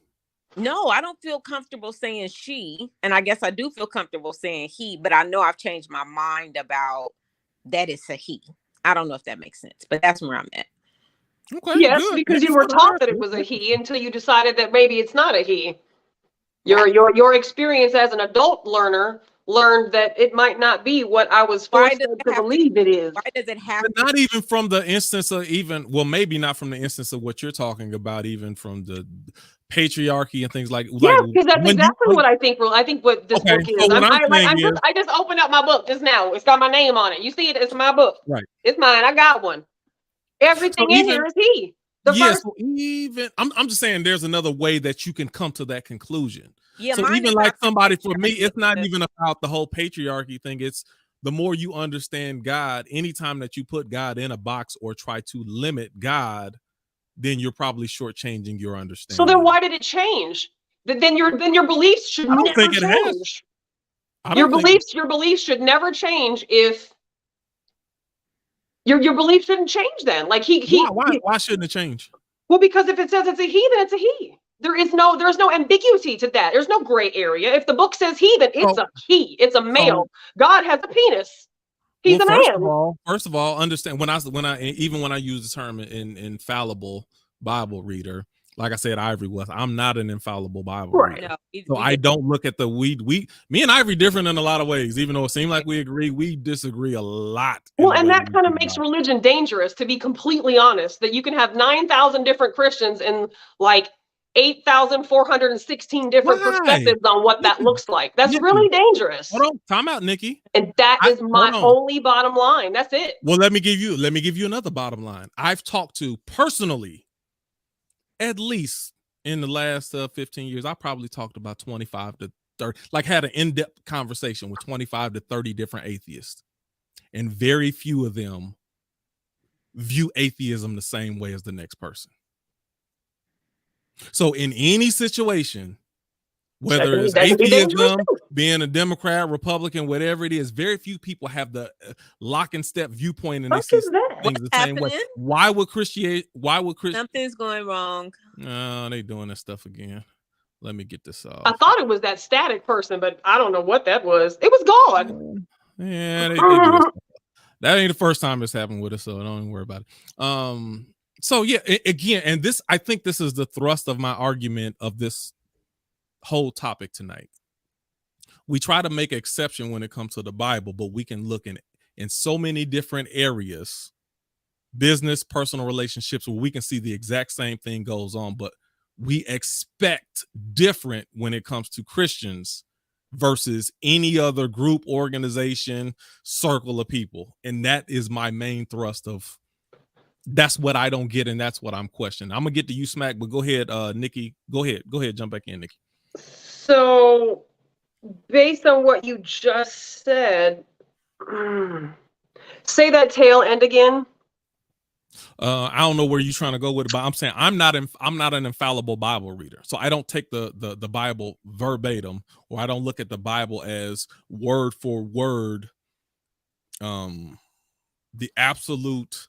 I can look at something as being inspired by God, but I don't take everything as literal. I don't know if that makes sense to you. Yeah, and that's not where I was going. I lost my train of. I lost my train of thought. Are you just talking about the man and woman aspect of God, or are you talking? No, it wasn't. No, because we kind of changed directions a little bit. I said that it was dangerous to have so many different variations of an understanding of Christianity, but I don't even know if that's where I was really going to touch base on. I said I think for me, that's what it was. The bottom line for me is that, again, we live in a society where we are, whether you agree or not, we are required to live according to the tenets, which are the 10 Commandments, which is fine if that's what a person wants to subscribe to. It's totally fine if that's what a person wants to do. If that's what helps you, if that's what makes your life better, if that's what gets you to live in your true self and heal, that's fine. But it becomes a problem when everybody else has to too, and that's not what we subscribe to. And so this is where the disconnect comes in. And y'all keep saying, "Oh, we don't, we're not forced to do anything, or we're not," but we are. You had an option whether you wanted to pray or not in school, but pushing for prayer in school, and I mean, there's just so many different levels of things that if that's what you want to do, that's totally your right to do. But to force other people or to have an expectation that others have to fall in line too is where the problem comes into play. So it's not necessarily non-believers, I feel like, that are the ones that are the problem, because we'll kind of do whatever we're supposed to do. But when you have people who are in that position of power, who use that position of power to rule other people, require other people to move a certain way, then that just doesn't sit right with me. That's not okay for me. So I don't tell you that you can't be Christian because I don't care, right? But somebody can tell me that I can't be this, or I'm wrong for being this, or I'm going to go to hell for being this, or my children are going to go to hell for being this, or I'm not going to attain this type of blessing because I don't do this. Or even if I believed in an afterlife, I'm not going to fucking go because I don't believe that that's the way to, I don't believe that. You know what I'm saying? I got something to say about that in a second. All I'm of gonna those jump little to that in bits a and second. I pieces, want to get it's fine for people who believe in whatever they want to believe in to do what they want to do. But stop imposing those beliefs on other people. And that is not the society in which we live. We live in a society where we are imposed and oppressed. Two things. To Christian philosophy. I'm going to tell you that most Christians disagree with your assessment of government. Well, I don't care what Christians think. I ask non-Christians what they think. I'm not saying if you care or not. I'm ask non-Christians how they feel about that. What a Christian thinks they do to other people is irrelevant. Ask what the other people feel like Christians do to them. That's a different conversation. Of course, Christians are going to feel like they're not doing those things to people because that's along with your belief system. Hold on. Somebody who doesn't believe in that is obviously going to be rubbed wrong by that type of energy, that type of requirement.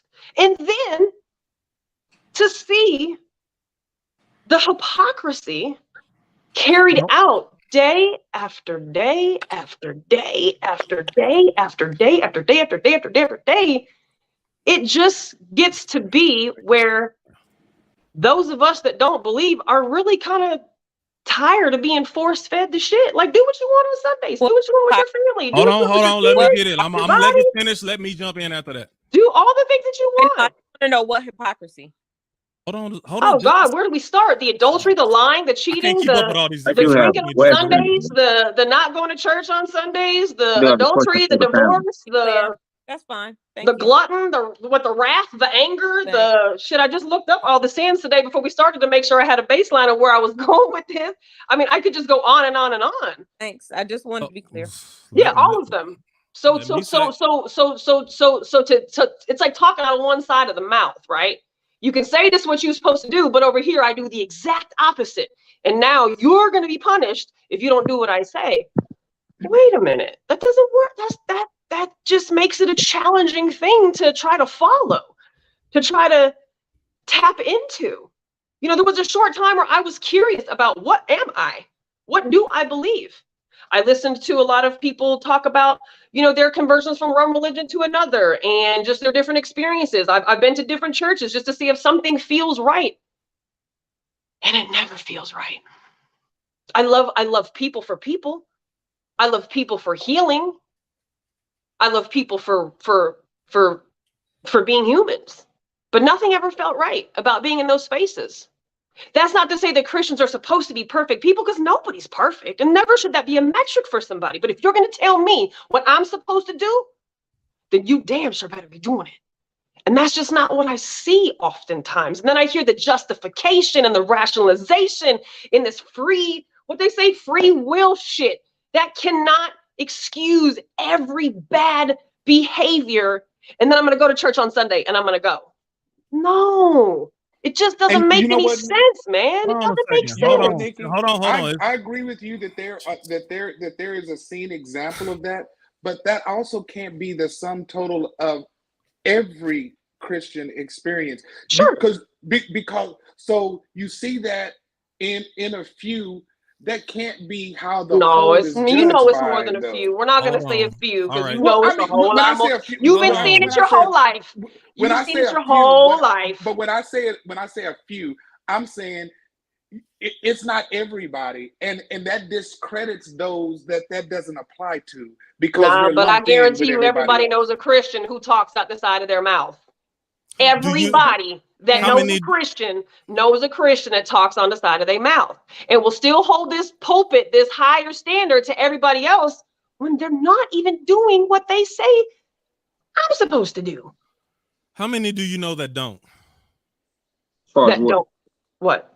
that don't do what you say that these Christians do? How many Christians do you know that don't do that don't criticize you, that don't browbeat you and tell you that you're going to hell and look down on you, that you're lesser of a person? How many of those do you know? That don't beat a person down? Yes. Very few. I think I know maybe, I know a few. There's a few people in this world who I would say you have a direct line to God. Whoever he or she may be, you might got their number. You definitely first in line.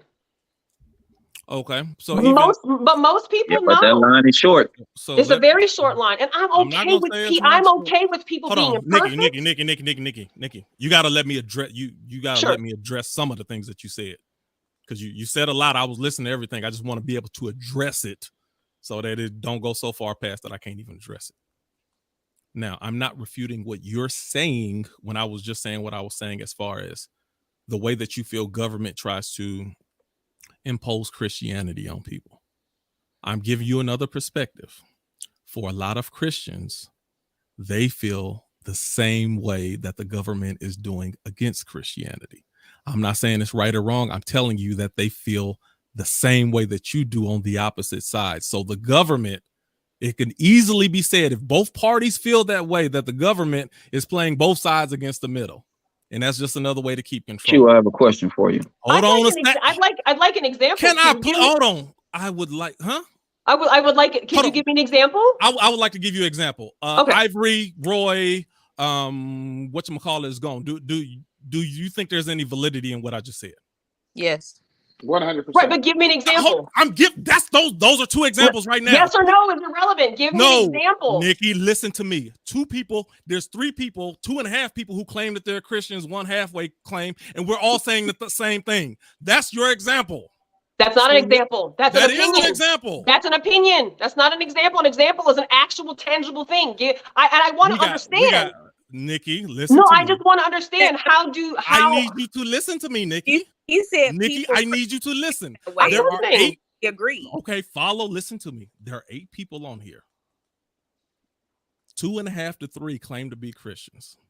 All 3 of those people who claim semi to be Christians, they are in agree. Well, the 2 agree with me. There's 3 people. So it's not like I'm just making this up. When I say that people on the other side feel the way that you do, I'm giving you validity by the people. Tell me how.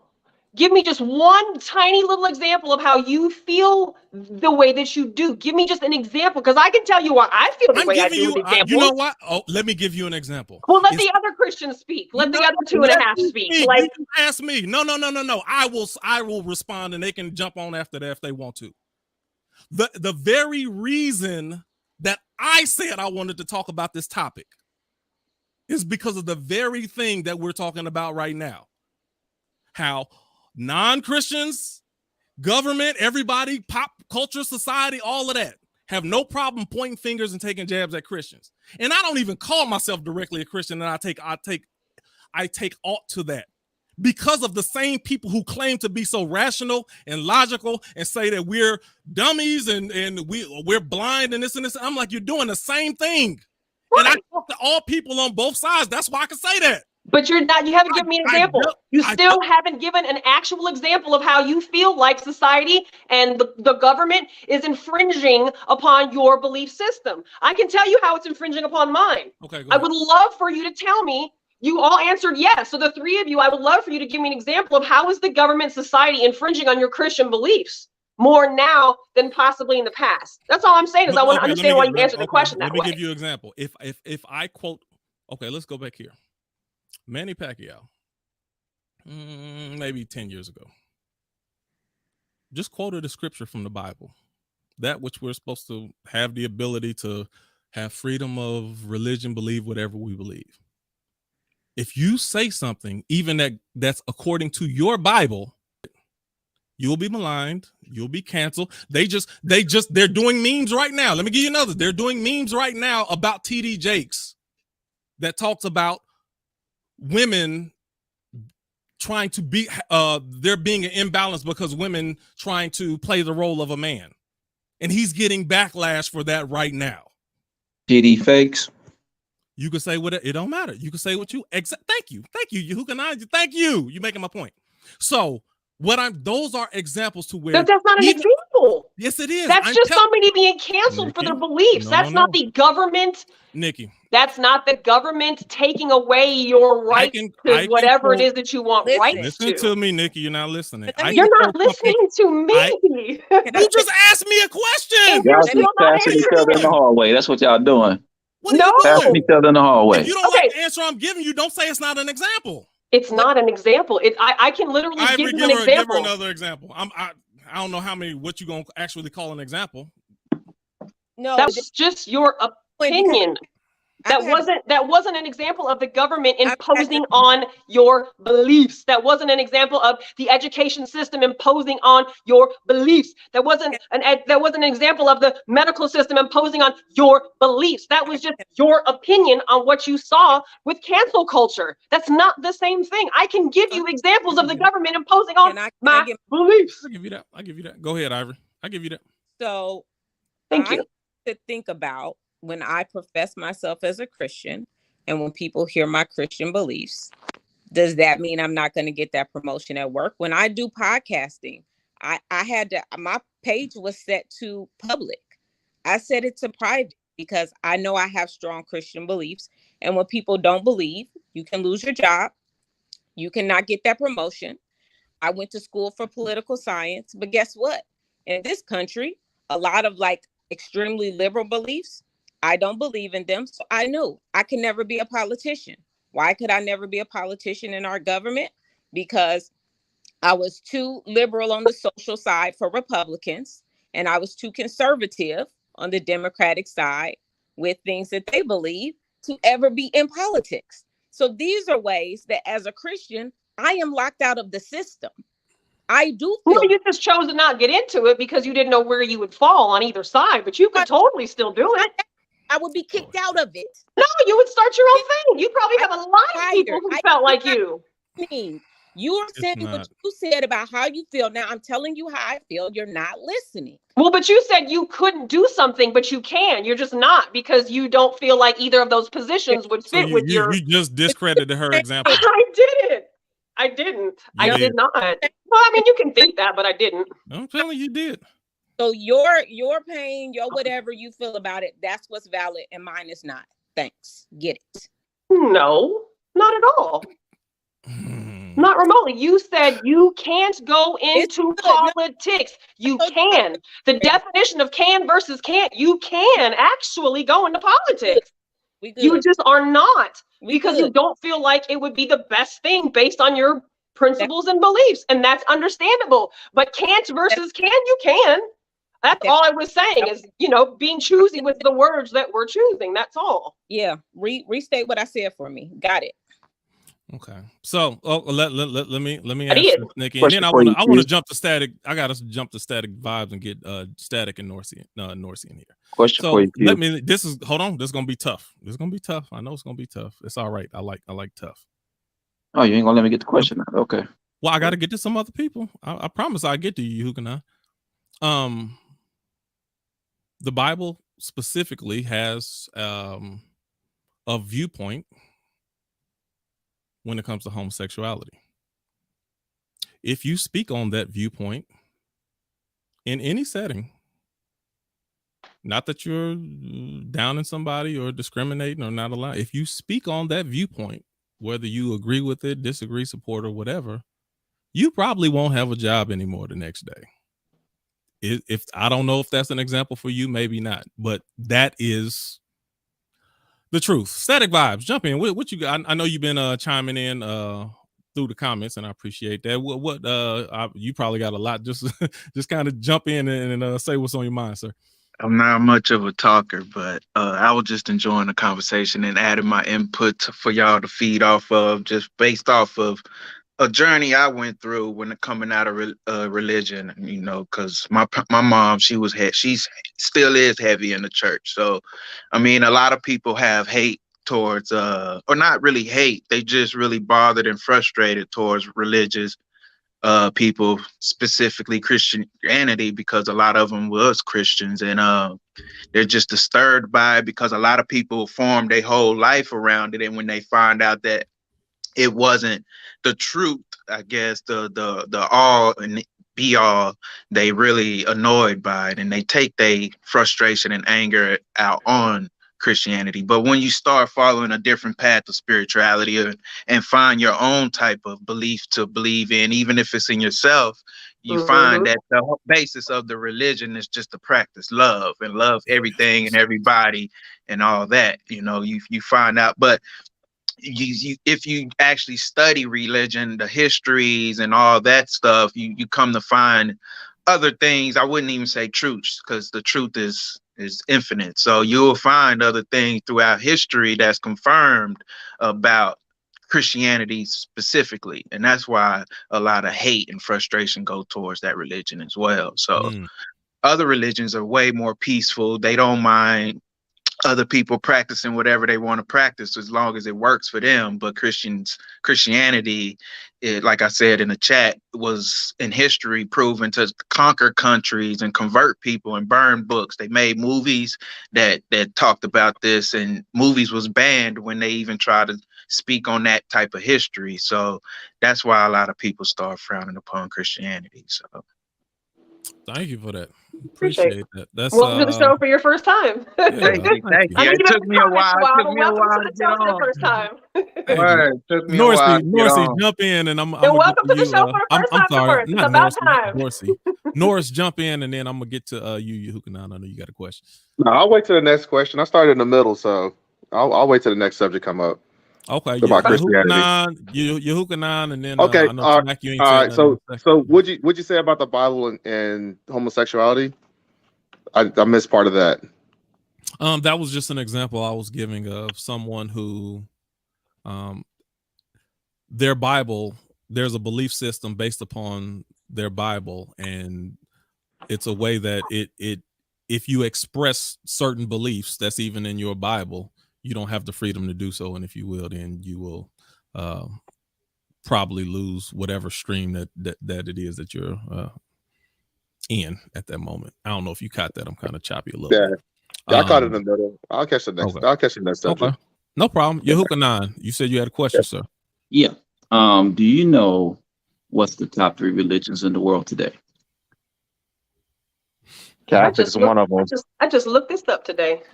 I guess you would say Catholicism, Islam, and Christianity, or is it something else? Islam, Christianity, and Judaism, and not in that order. Do you know what they all have in common? They're monotheistic. They all believe in one God. Monotheistic. Okay. Or for something else that you go on a different angle. My follow-up question will be this.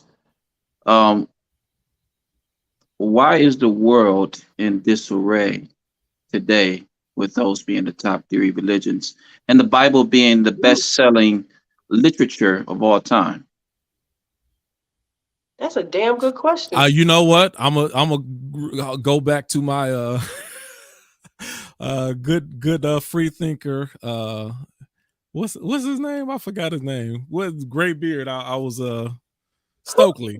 Stokely last week. He said we are raggedy species. We are raggedy species. That's my answer. We are raggedy species.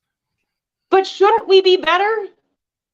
I mean, if so many people are following a book of principle and a book of fortitude and a book of love and a book of positive things, right? Then shouldn't we be way better off if billions and billions and billions of people claim to be worshiping a God and following all of the principles and practices that one is supposed to practice to be able to get to heaven at the end of the day?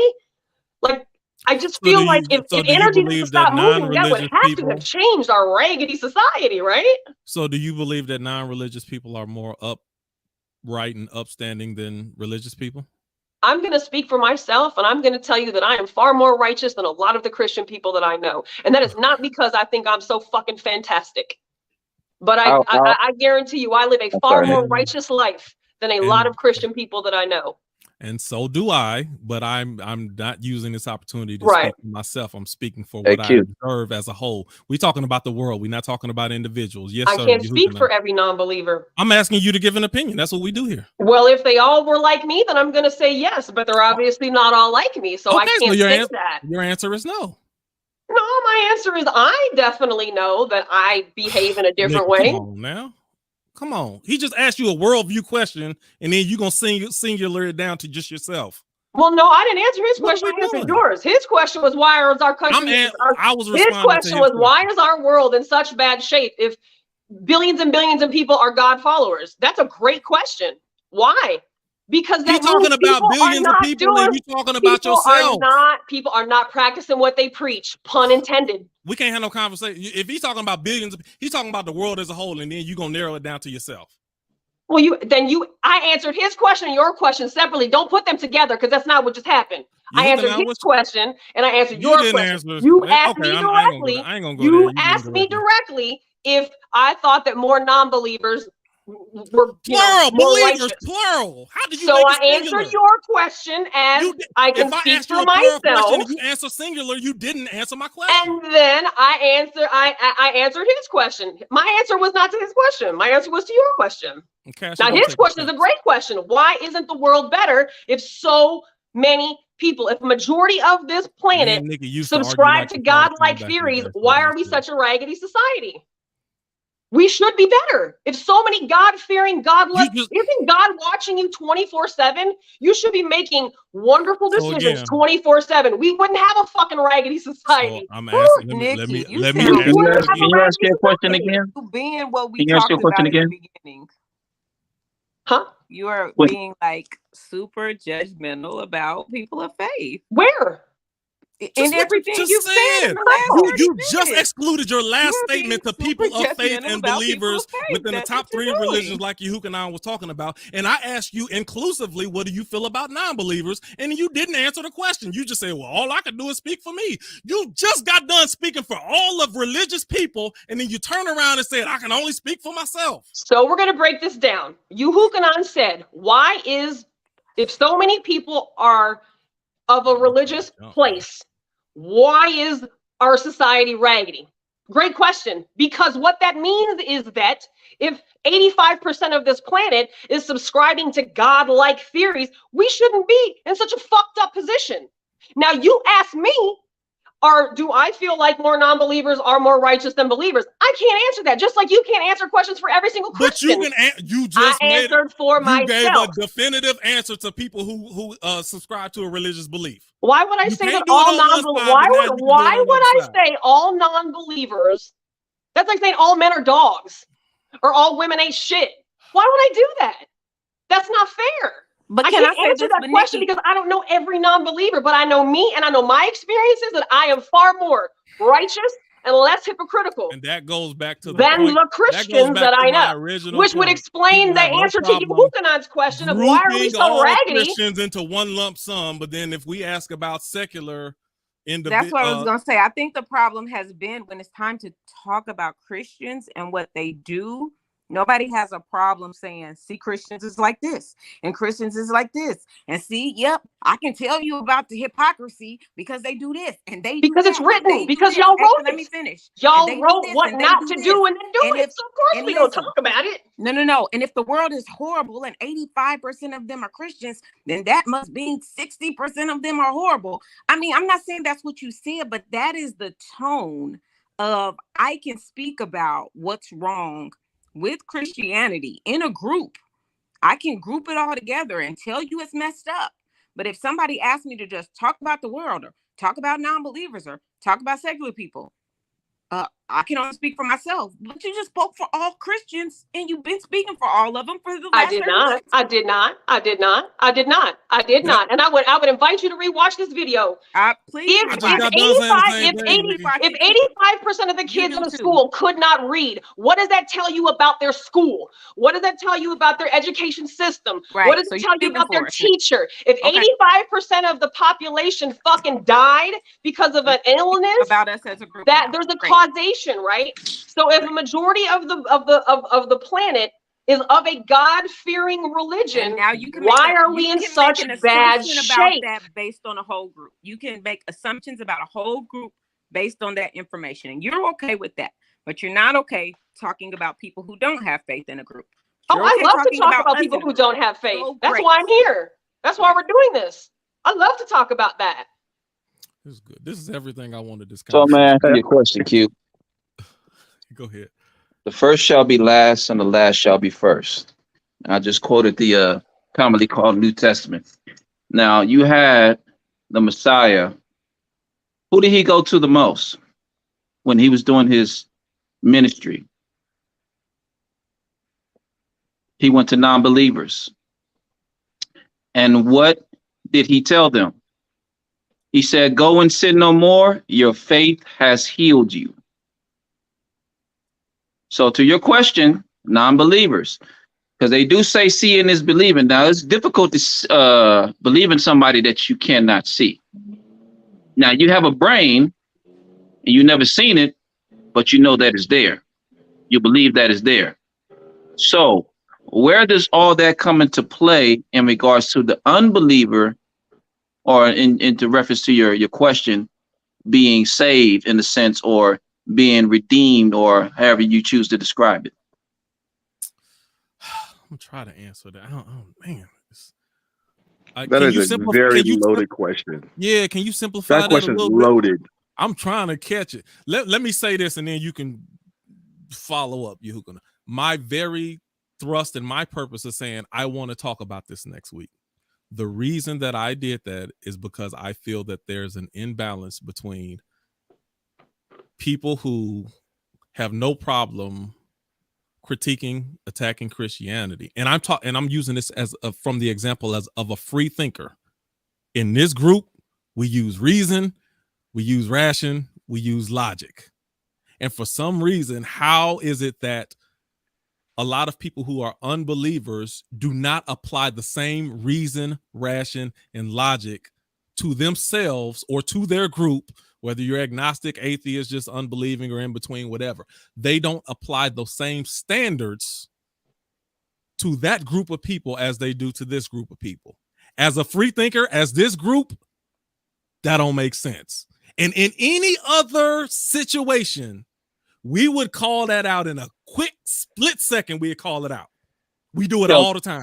Check this out. We do it all the time. But when it comes to this, for some reason, there's a lack of self-awareness when it comes to. Check this out. You know why that is? It's because people that are non-believers treat other people better than Christians do. I'll give you an example. There's one guy, he was in a certain assembly, okay? And then he kind of got out of that. Somebody called to him that was in need. You know what that brother did? This brother didn't even know that person, but he went out his way to help that person. Didn't even know them.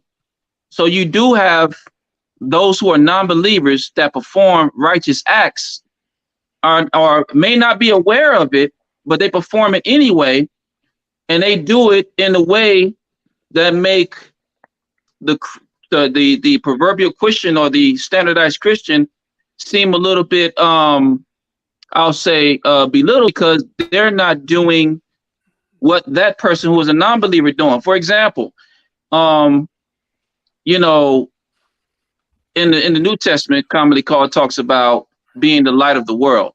So how can you be the light of the world when you're stuck in your house? Mm-hmm. The way you be the light of the world is you have to go outside the house and let that light shine in the world, which means your deeds. What kind of deeds are you performing in regards to somebody seeing a characteristic of the Creator and believing in him? So the belief of the Creator is supposed to be seen in you based on your deeds. So if an unbeliever is showing a more righteous deed than the Christian, then they may have a little bit more leeway to that person that is a non-believer, as opposed to that person who is a believer that is doing some very hypocritical stuff. Can I jump in? Yeah, I wanted to, but I'll go ahead. And then Smack jump in after that. Smack. Well, yeah, go ahead, Irish. I was gonna say, and this is, I disagree with that, but go ahead. I was gonna say, that's fine. I talk about this just very passionately because I don't get to talk about it a lot, but I'm, having a good time. But what I do understand, even in this conversation, it is going to be very hard for a non-believer to fully understand something that they have a lot of access to from afar, but that they're not actually engaged in on a daily basis. That's a good point. And so, do I expect for people to really like understand, get it, all of that? No, I don't actually really expect that. And to the gentleman who just talked point, do I expect a non-believer who is 90% of the time around other non-believers to have more good experiences with Christians than they have with non-believers? Of course not. Even if your experience with your other non-believers around you are 50-50, it's still going to be more good experiences than you will have with a Christian that you're only around 10% of the time. And so I don't even trust your experiences, but I understand that your experience is very valid for you, but it's untrustworthy because you don't hang out with Christians. That's like saying you believe in Santa Claus and we can't believe in your religion. It's the same thing. Like God doesn't exist, but you believe in this tooth fairy. Like I gotta. crazy to me. I can't talk about that right now because I gotta get Smack in. I can't. Smack, jump in because I got a response to that. Experience. You can't trust the person's experience, but you trust the tooth fairy that you cannot prove at all. Like Nikki, I was talking complete logic right now. I'm not even talking about the belief in God. Okay. I'm talking about just the logical humanity sociology about how much time you spend with people. I'm not talking about a belief in God. And this kind of goes back to Quinn's point. I'm trying to talk logic right now, and you didn't went back to faith. I'm not even talking about faith. I'm talking. You are when you use the word believer or non-believer. When you literally use the word believer or non-believer, we're talking about faith. Let me be practical like Jesus. No, let's just be transparent. Let's not go to Jesus. Let's really put it on the table because it's like be practical. Crazy to me. I want to add to Ivory real quick. Let me be practical if I could finish. If I spend 80% of my time with women and only spend 20% of my time with men, they're most likely, most of my good experiences of my life are going to be with women because that's who I spend my time with. I'm not. Does that mean that you don't have good experiences with men or you just have more with women? You still have experiences that are good with men. Smack, jump in, Smack, jump in, Smack. I am. Hold on. Smack been waiting forever. I'm shooting logic. I'm shooting logic. I see you, Static. I see you, Cash. Jump in, Smack. We got to move around real quick. Go ahead, Smack. Jump in real quick, sir. Your mic is muted, Smack. Unmute your mic. Okay, it's unmuted. Jesus, I couldn't wait to get back on here. Damn. Okay, thank you. I'm sorry. So what I want to say is, man, great conversation, you guys. But I think Nikki called in the beginning. This is going to be one of those things where we're missing each other in the hallway. Just sitting back, watching and listening. It's like oh wow. It's like it's playing a merry-go-round right now. Like you're trying to catch up to this point, but and you're speaking on this point, but it's just where everybody's right in their own way. But I think where the problem lies is because since we're talking about believers and non-believers, with believers, y'all are very passionate because you believe in it. Non-believers, we're not really passionate about it. We're just asking logical questions. You ain't been watching this conversation. Wait. You ain't been watching this conversation at all. He has been listening, but his hold on. His reaction is hilarious. Go ahead, man. Go ahead. Go ahead. Why do we, just refrain? Try to, y'all might need some guardrails or something to bite down on. Listen. You're talking to the wrong people, Smack. No, see, this ain't the group that get emotional. Like I'm making. Let him get his point out. Go ahead, Smack. Go ahead. Ain't nobody emotional over here. You know better than that. Standpoint, I'm watching it just as everybody else watched it. They both are making great points in their points, but it's being missed because it's like there's a space there. My point is where this is always going to go wrong with the subject of believers, non-believers, and talking about religion is religious people, believers, are very passionate about what they believe in. You be checking out until it's your turn to talk. What? I said, you be checking out. You ain't watched the last 15, 20 minutes. What? Where you been at, Smack? I'm about to break it down. I'm trying to break it down. Go ahead. Go ahead. Notice I'm calm and I'm not I'm not tripping. Well, quit Just don't say nothing. Just let me run. Just let me go. Oh, Nikki, you telling me to quit interrupting? I mean, I sat back and didn't say nothing for I like done told 30 everybody minutes, to quit interrupting shit. Smack, you right. Smack, I'm doing I that mean, BS. Let him get his point out. Let him get his point out, fam. Let him get his point out. He's been waiting for a minute. Go ahead. I be doing Smack like he be doing me on his show a lot of time. But go ahead, you good. Okay, I'm gonna take the silence as that's me. All right. So again, Christians and believers are very passionate about what they believe in. So now you have a non-believer. It's not that I'm trying to be like, ooh, this is bad and you're bad. I'm even saying to you as a non-believer, as a student. I never said I'm not even a non-believer or a believer. I'm a student. That's all I'll ever be as a student. So I'm going to ask questions. And then if I question your answer, I notice the believers or Christians, you kind of get a little offended that you have to even answer the next question. And you take it as an attack. It like, I feel it come over you. It's like this thing where you got, I gotta say, and it's like, no, because there's a 4-part to the whole quarter. Like, you know what I mean? Like, it's like, I'm trying to ask this, then I got to ask this to make the point. Anyway, my point is y'all are very passionate about it. And what I see is when someone is saying something, y'all take it as like an attack, and then it becomes this attitude speech. This is Free Thinkers, and we should just take the emotion out of it. Like, because right now, you being a Christian don't matter. I agree with that. You being a Republican don't matter, because right now you're y'all act free like y'all thinker, ain't come up in the basement. What y'all talking about? Huh? Yahukanan and Smack, y'all was both in the basement. What are you talking about? In the basement of what? He's talking about when we met up at the physical location like when we had it. What we do. No. Any topic, don't act like this ain't what we do. No, I'm not saying. But what I'm saying is because there's people we talk here about everything. Get attacked all the time. But I'm listening to it, and it just sounds like y'all are running around in a merry-go-round trying to catch it, and you can't catch it. Make you this came in exclusive to this trolling, topic. and this is a troll. You can't make it exclusive to this topic. We've been going, and that's why I said both of y'all from the basement. So I don't know why you acting like this something new because we going in hard. Well, I'm not talking about that. I'm just talking about the topic at hand of what we're talking about here. Okay. It seems that you three that are the Christians that are the self-proclaimed, you're getting very offensive to the next question that's asked. And it's just another question. But I noticed that it just becomes this thing. And when you're asked the question, now this is my experience with most Christians, even my family. If I ask a question like I've been asking, and then I ask another question behind it, it turns. It now becomes like, oh, you're like, y'all take it like you're being attacked or something. I actually didn't hold take on. Ivory.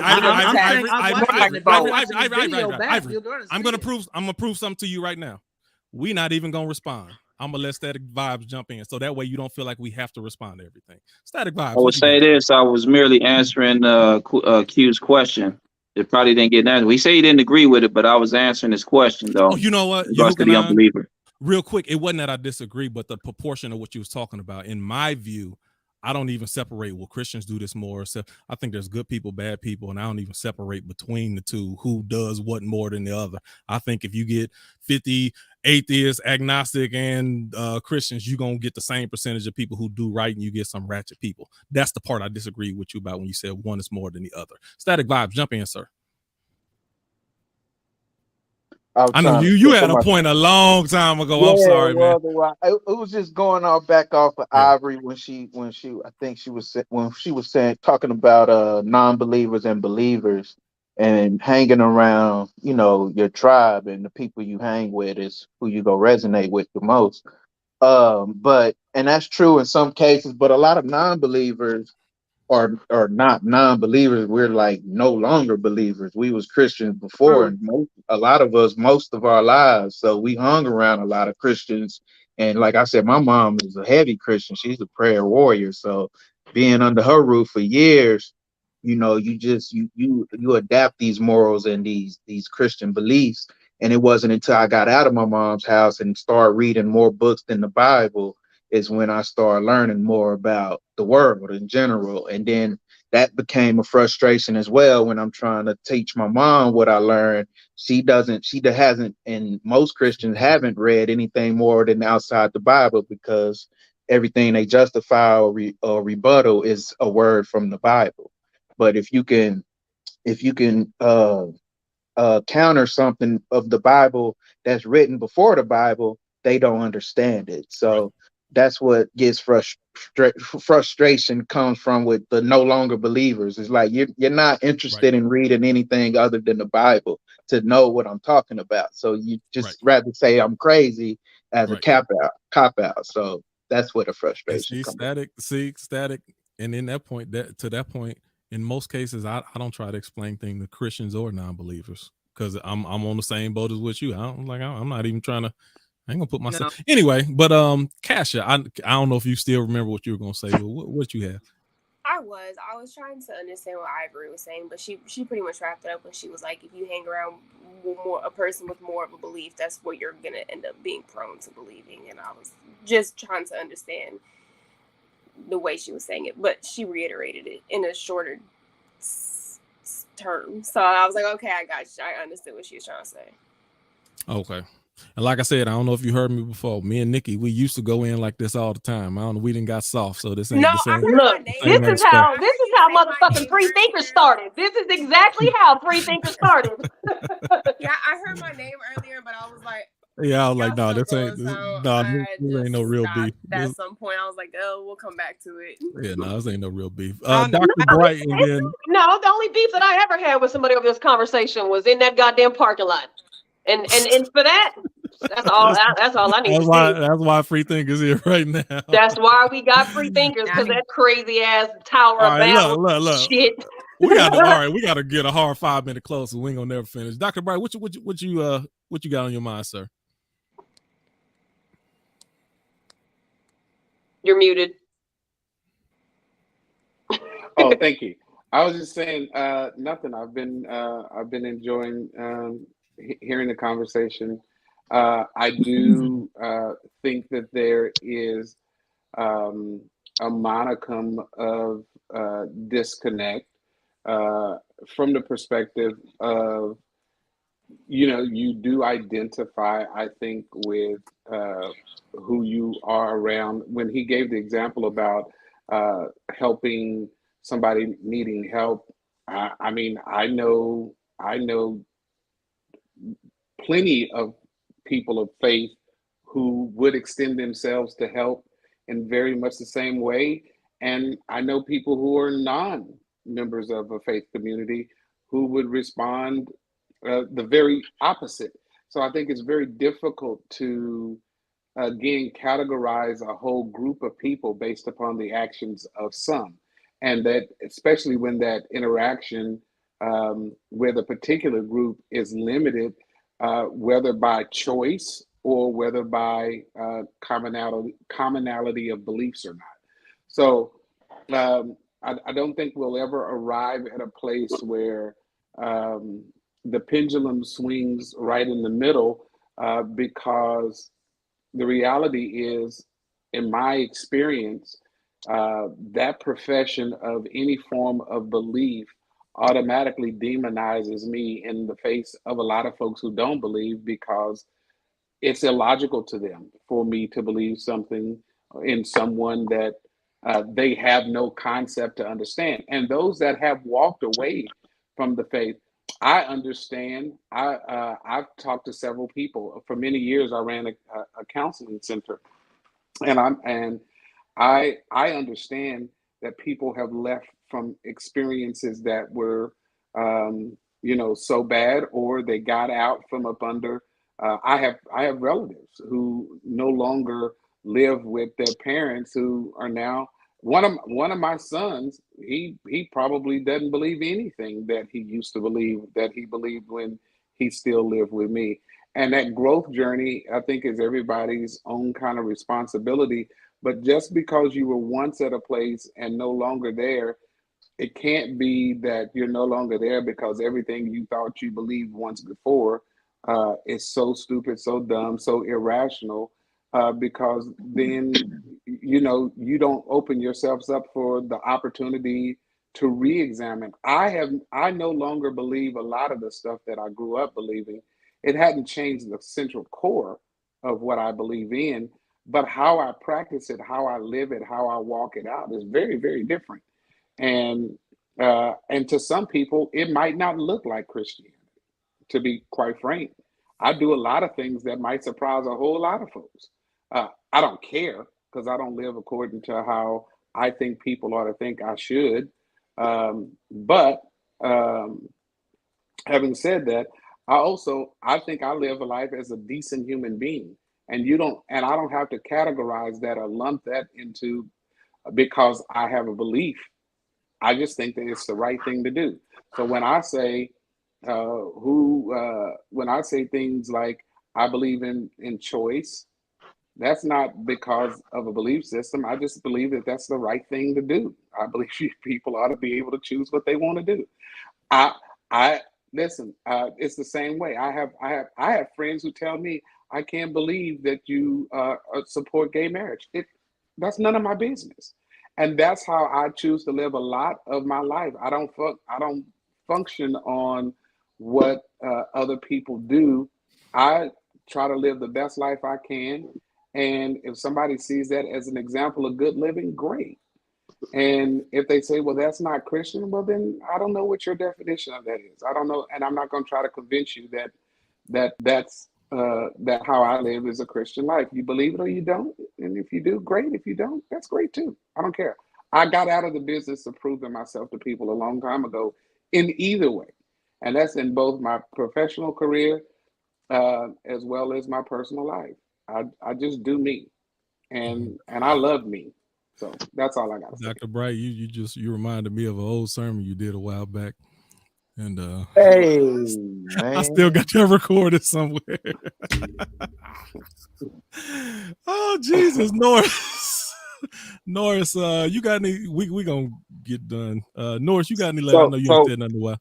My problem is with Christianity is what's the open it all the way back up? Go ahead. What's the core definition of Christianity? Because everybody thinks they're Christian, but they may be Christian on the Pentecostal. Well, first of all, let me tell you, I grew up Pentecostal. My brother's Pentecostal. I don't go to church. I respect it. I don't go to church. When I'm visiting my brother, I go to his church, whatever. But what is really Christianity? Like, so I could think I'm a Christian, but I don't go to church. But another Christian may say, I'm not really Christian because I'm not going to church. So there's like a whole lot of open definition of what Christianity is. But church doesn't have to be in a church though, right? Can't church just be talking about God and you at church? To most people, yes. Depends on which Christian you ask. But depends on what Christian you ask. According to the Bible, according to the Bible, many denominations. Is your body actually, according to the Bible, numerous of times it mentioned that the temple of God is the body and doesn't dwell in temples made by the hands of man. But a lot of people don't see that in the Bible. Not to go to church.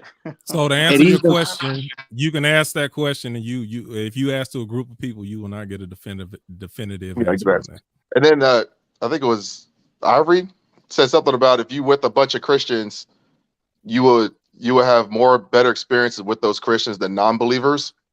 But you also have the same. Or did I hear you wrong? I didn't hear you.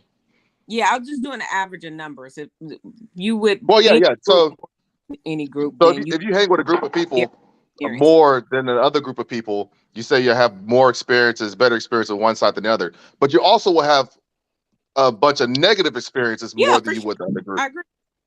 Oh, okay. I was making sure. I was like, I heard you say that, and I was like, well, how much time we got? I got another question. But even with that, Norris, that's the point, Norris. When you have a large enough sample size, even if you do insurance, the law of large numbers, you get a large enough sample size, then ultimately what you will learn, hopefully if you pay attention, is people is people. No matter what group you get in, if you get around enough, you're going to find good people, bad people, evil people, caring people. It don't matter which circle you go to, you still going to find the same thing. But what you have to do is you have to have a large enough sample size in order to make that assessment. And oftentimes you find people with a small sample size in any, as a black man, we get this all the time. See, you know what I had to when I got up and went to work. Yeah, I have to go within white neighborhood and white society all the time. I have to integrate what they do. That's why black people, they got their white voice. Most of them do. Yeah. They know how to assimilate. They know how to talk a certain way if they're working, if they're operating in professional society. The reason white people are not required to be in black neighborhoods, black society in order to function. They don't have to. So that's why they have limited knowledge and understanding. And what they often lean to is a rapper or somebody. Well, back then they moved out when black folks moved in.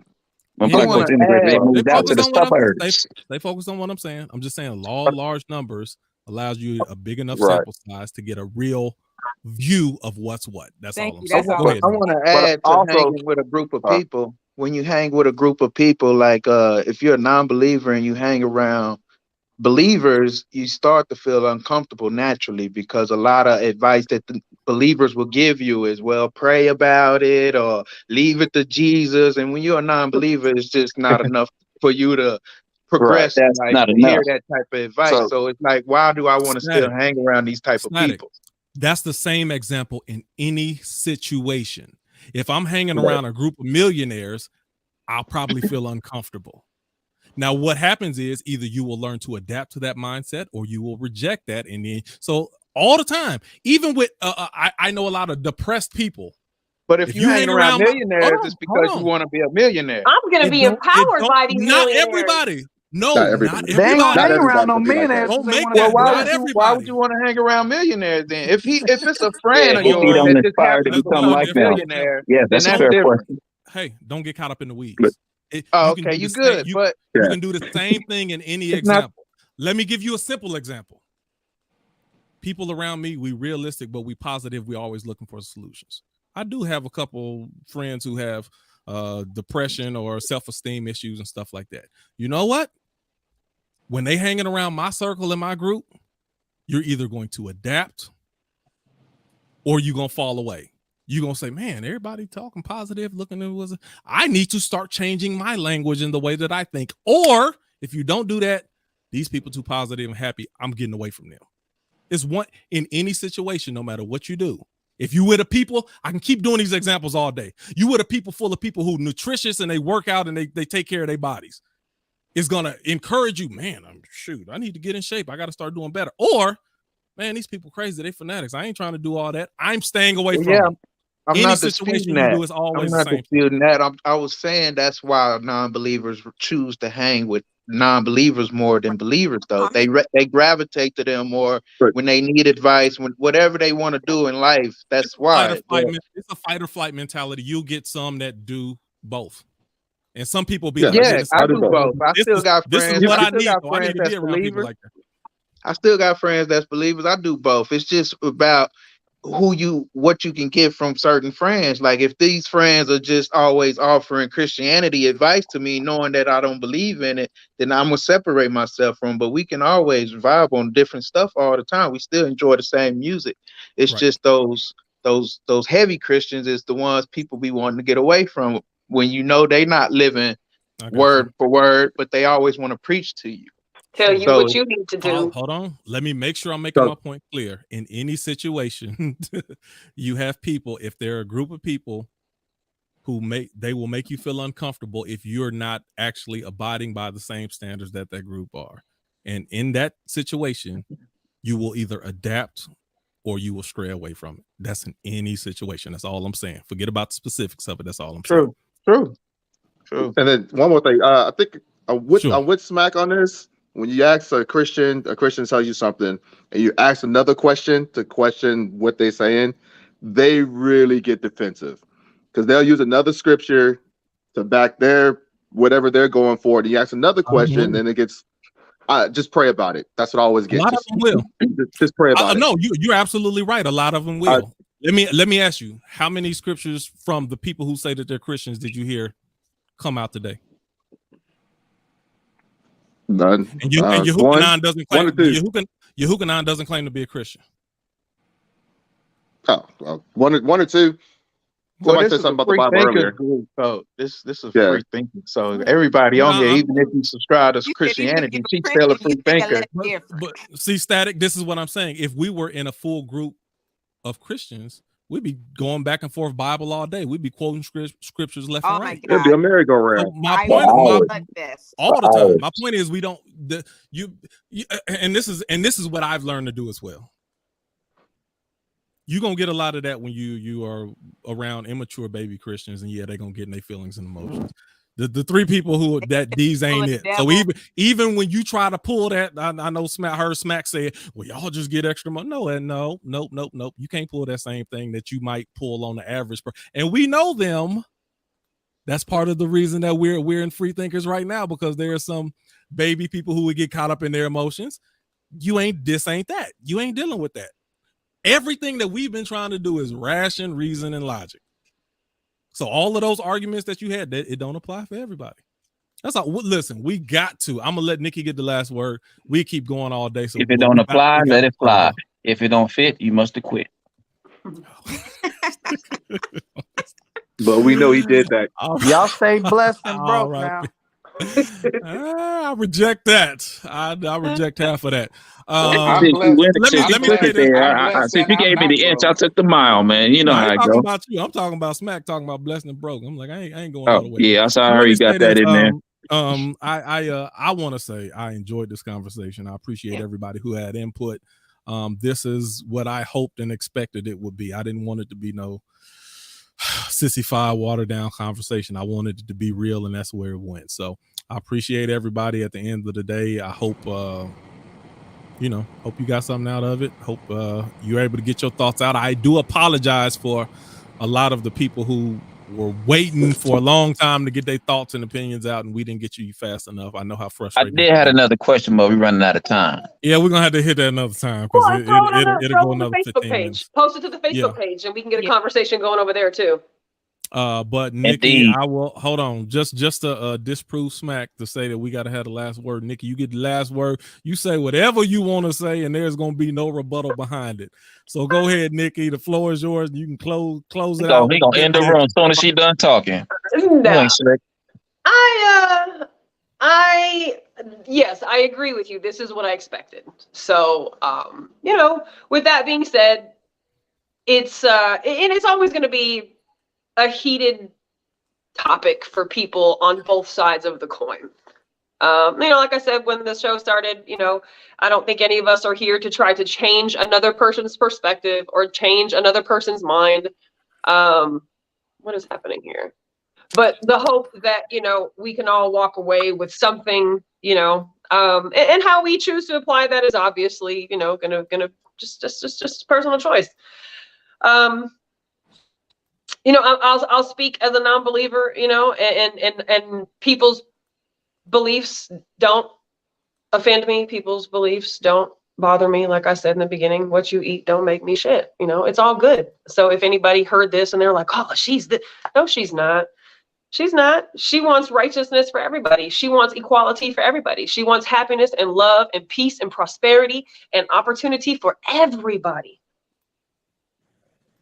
And if we could just love in that space, we wouldn't be this raggedy society that Stokely said that we were last week. So regardless of what I believe or you believe or the next person believes, we're not doing something right because we are not in a good place. So whatever we all need to do individually, or if you think you don't, you probably need to do more. But whatever we need to do individually to figure out why our society, why humanity is what it is, if you want to be a part of the solution, be that. Because the alternative is you're going to be a part of the problem. And that's it. There's no gray in between them two spaces. I appreciate the conversation. I'm always, down to have this conversation. I don't always like having this conversation. I don't want people to think that I don't like them or that, fuck her. And if you do, that's okay too, because it wouldn't be the first and it ain't gonna be the last. But I certainly am not here to try to offend or intentionally hurt somebody. And that's why I'm very clear on what I say when I say it, and I reiterate what I say, and I explain what I'm saying so that there is no mixing words up.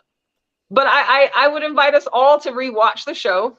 You know, when you've got some time, I know it's a long ass show to rewatch, but rewatch it. Y'all know I watch it every night when we're finished, and usually on Wednesdays and usually on Thursdays. But just to hear maybe something we didn't hear. I always hear something I didn't hear when I rewatch the show. And just, if we're going to claim to be free thinkers, to really and truly strive to have an open mind and an open heart to other people. So share the show. Appreciate everybody for participating. I know that this is like total scrutiny and like putting yourself out there, and y'all are fucking amazing because you came to this and you did this and everybody bailed on us. We did it. We had this conversation for the people. And we're gonna do it again next Tuesday. So share the show, join the pages, follow everybody. Any comments, questions, if you want to keep it going, put it on the Facebook page, and we will see y'all next Tuesday. Oh, they're giving final thoughts like you Jerry Springer.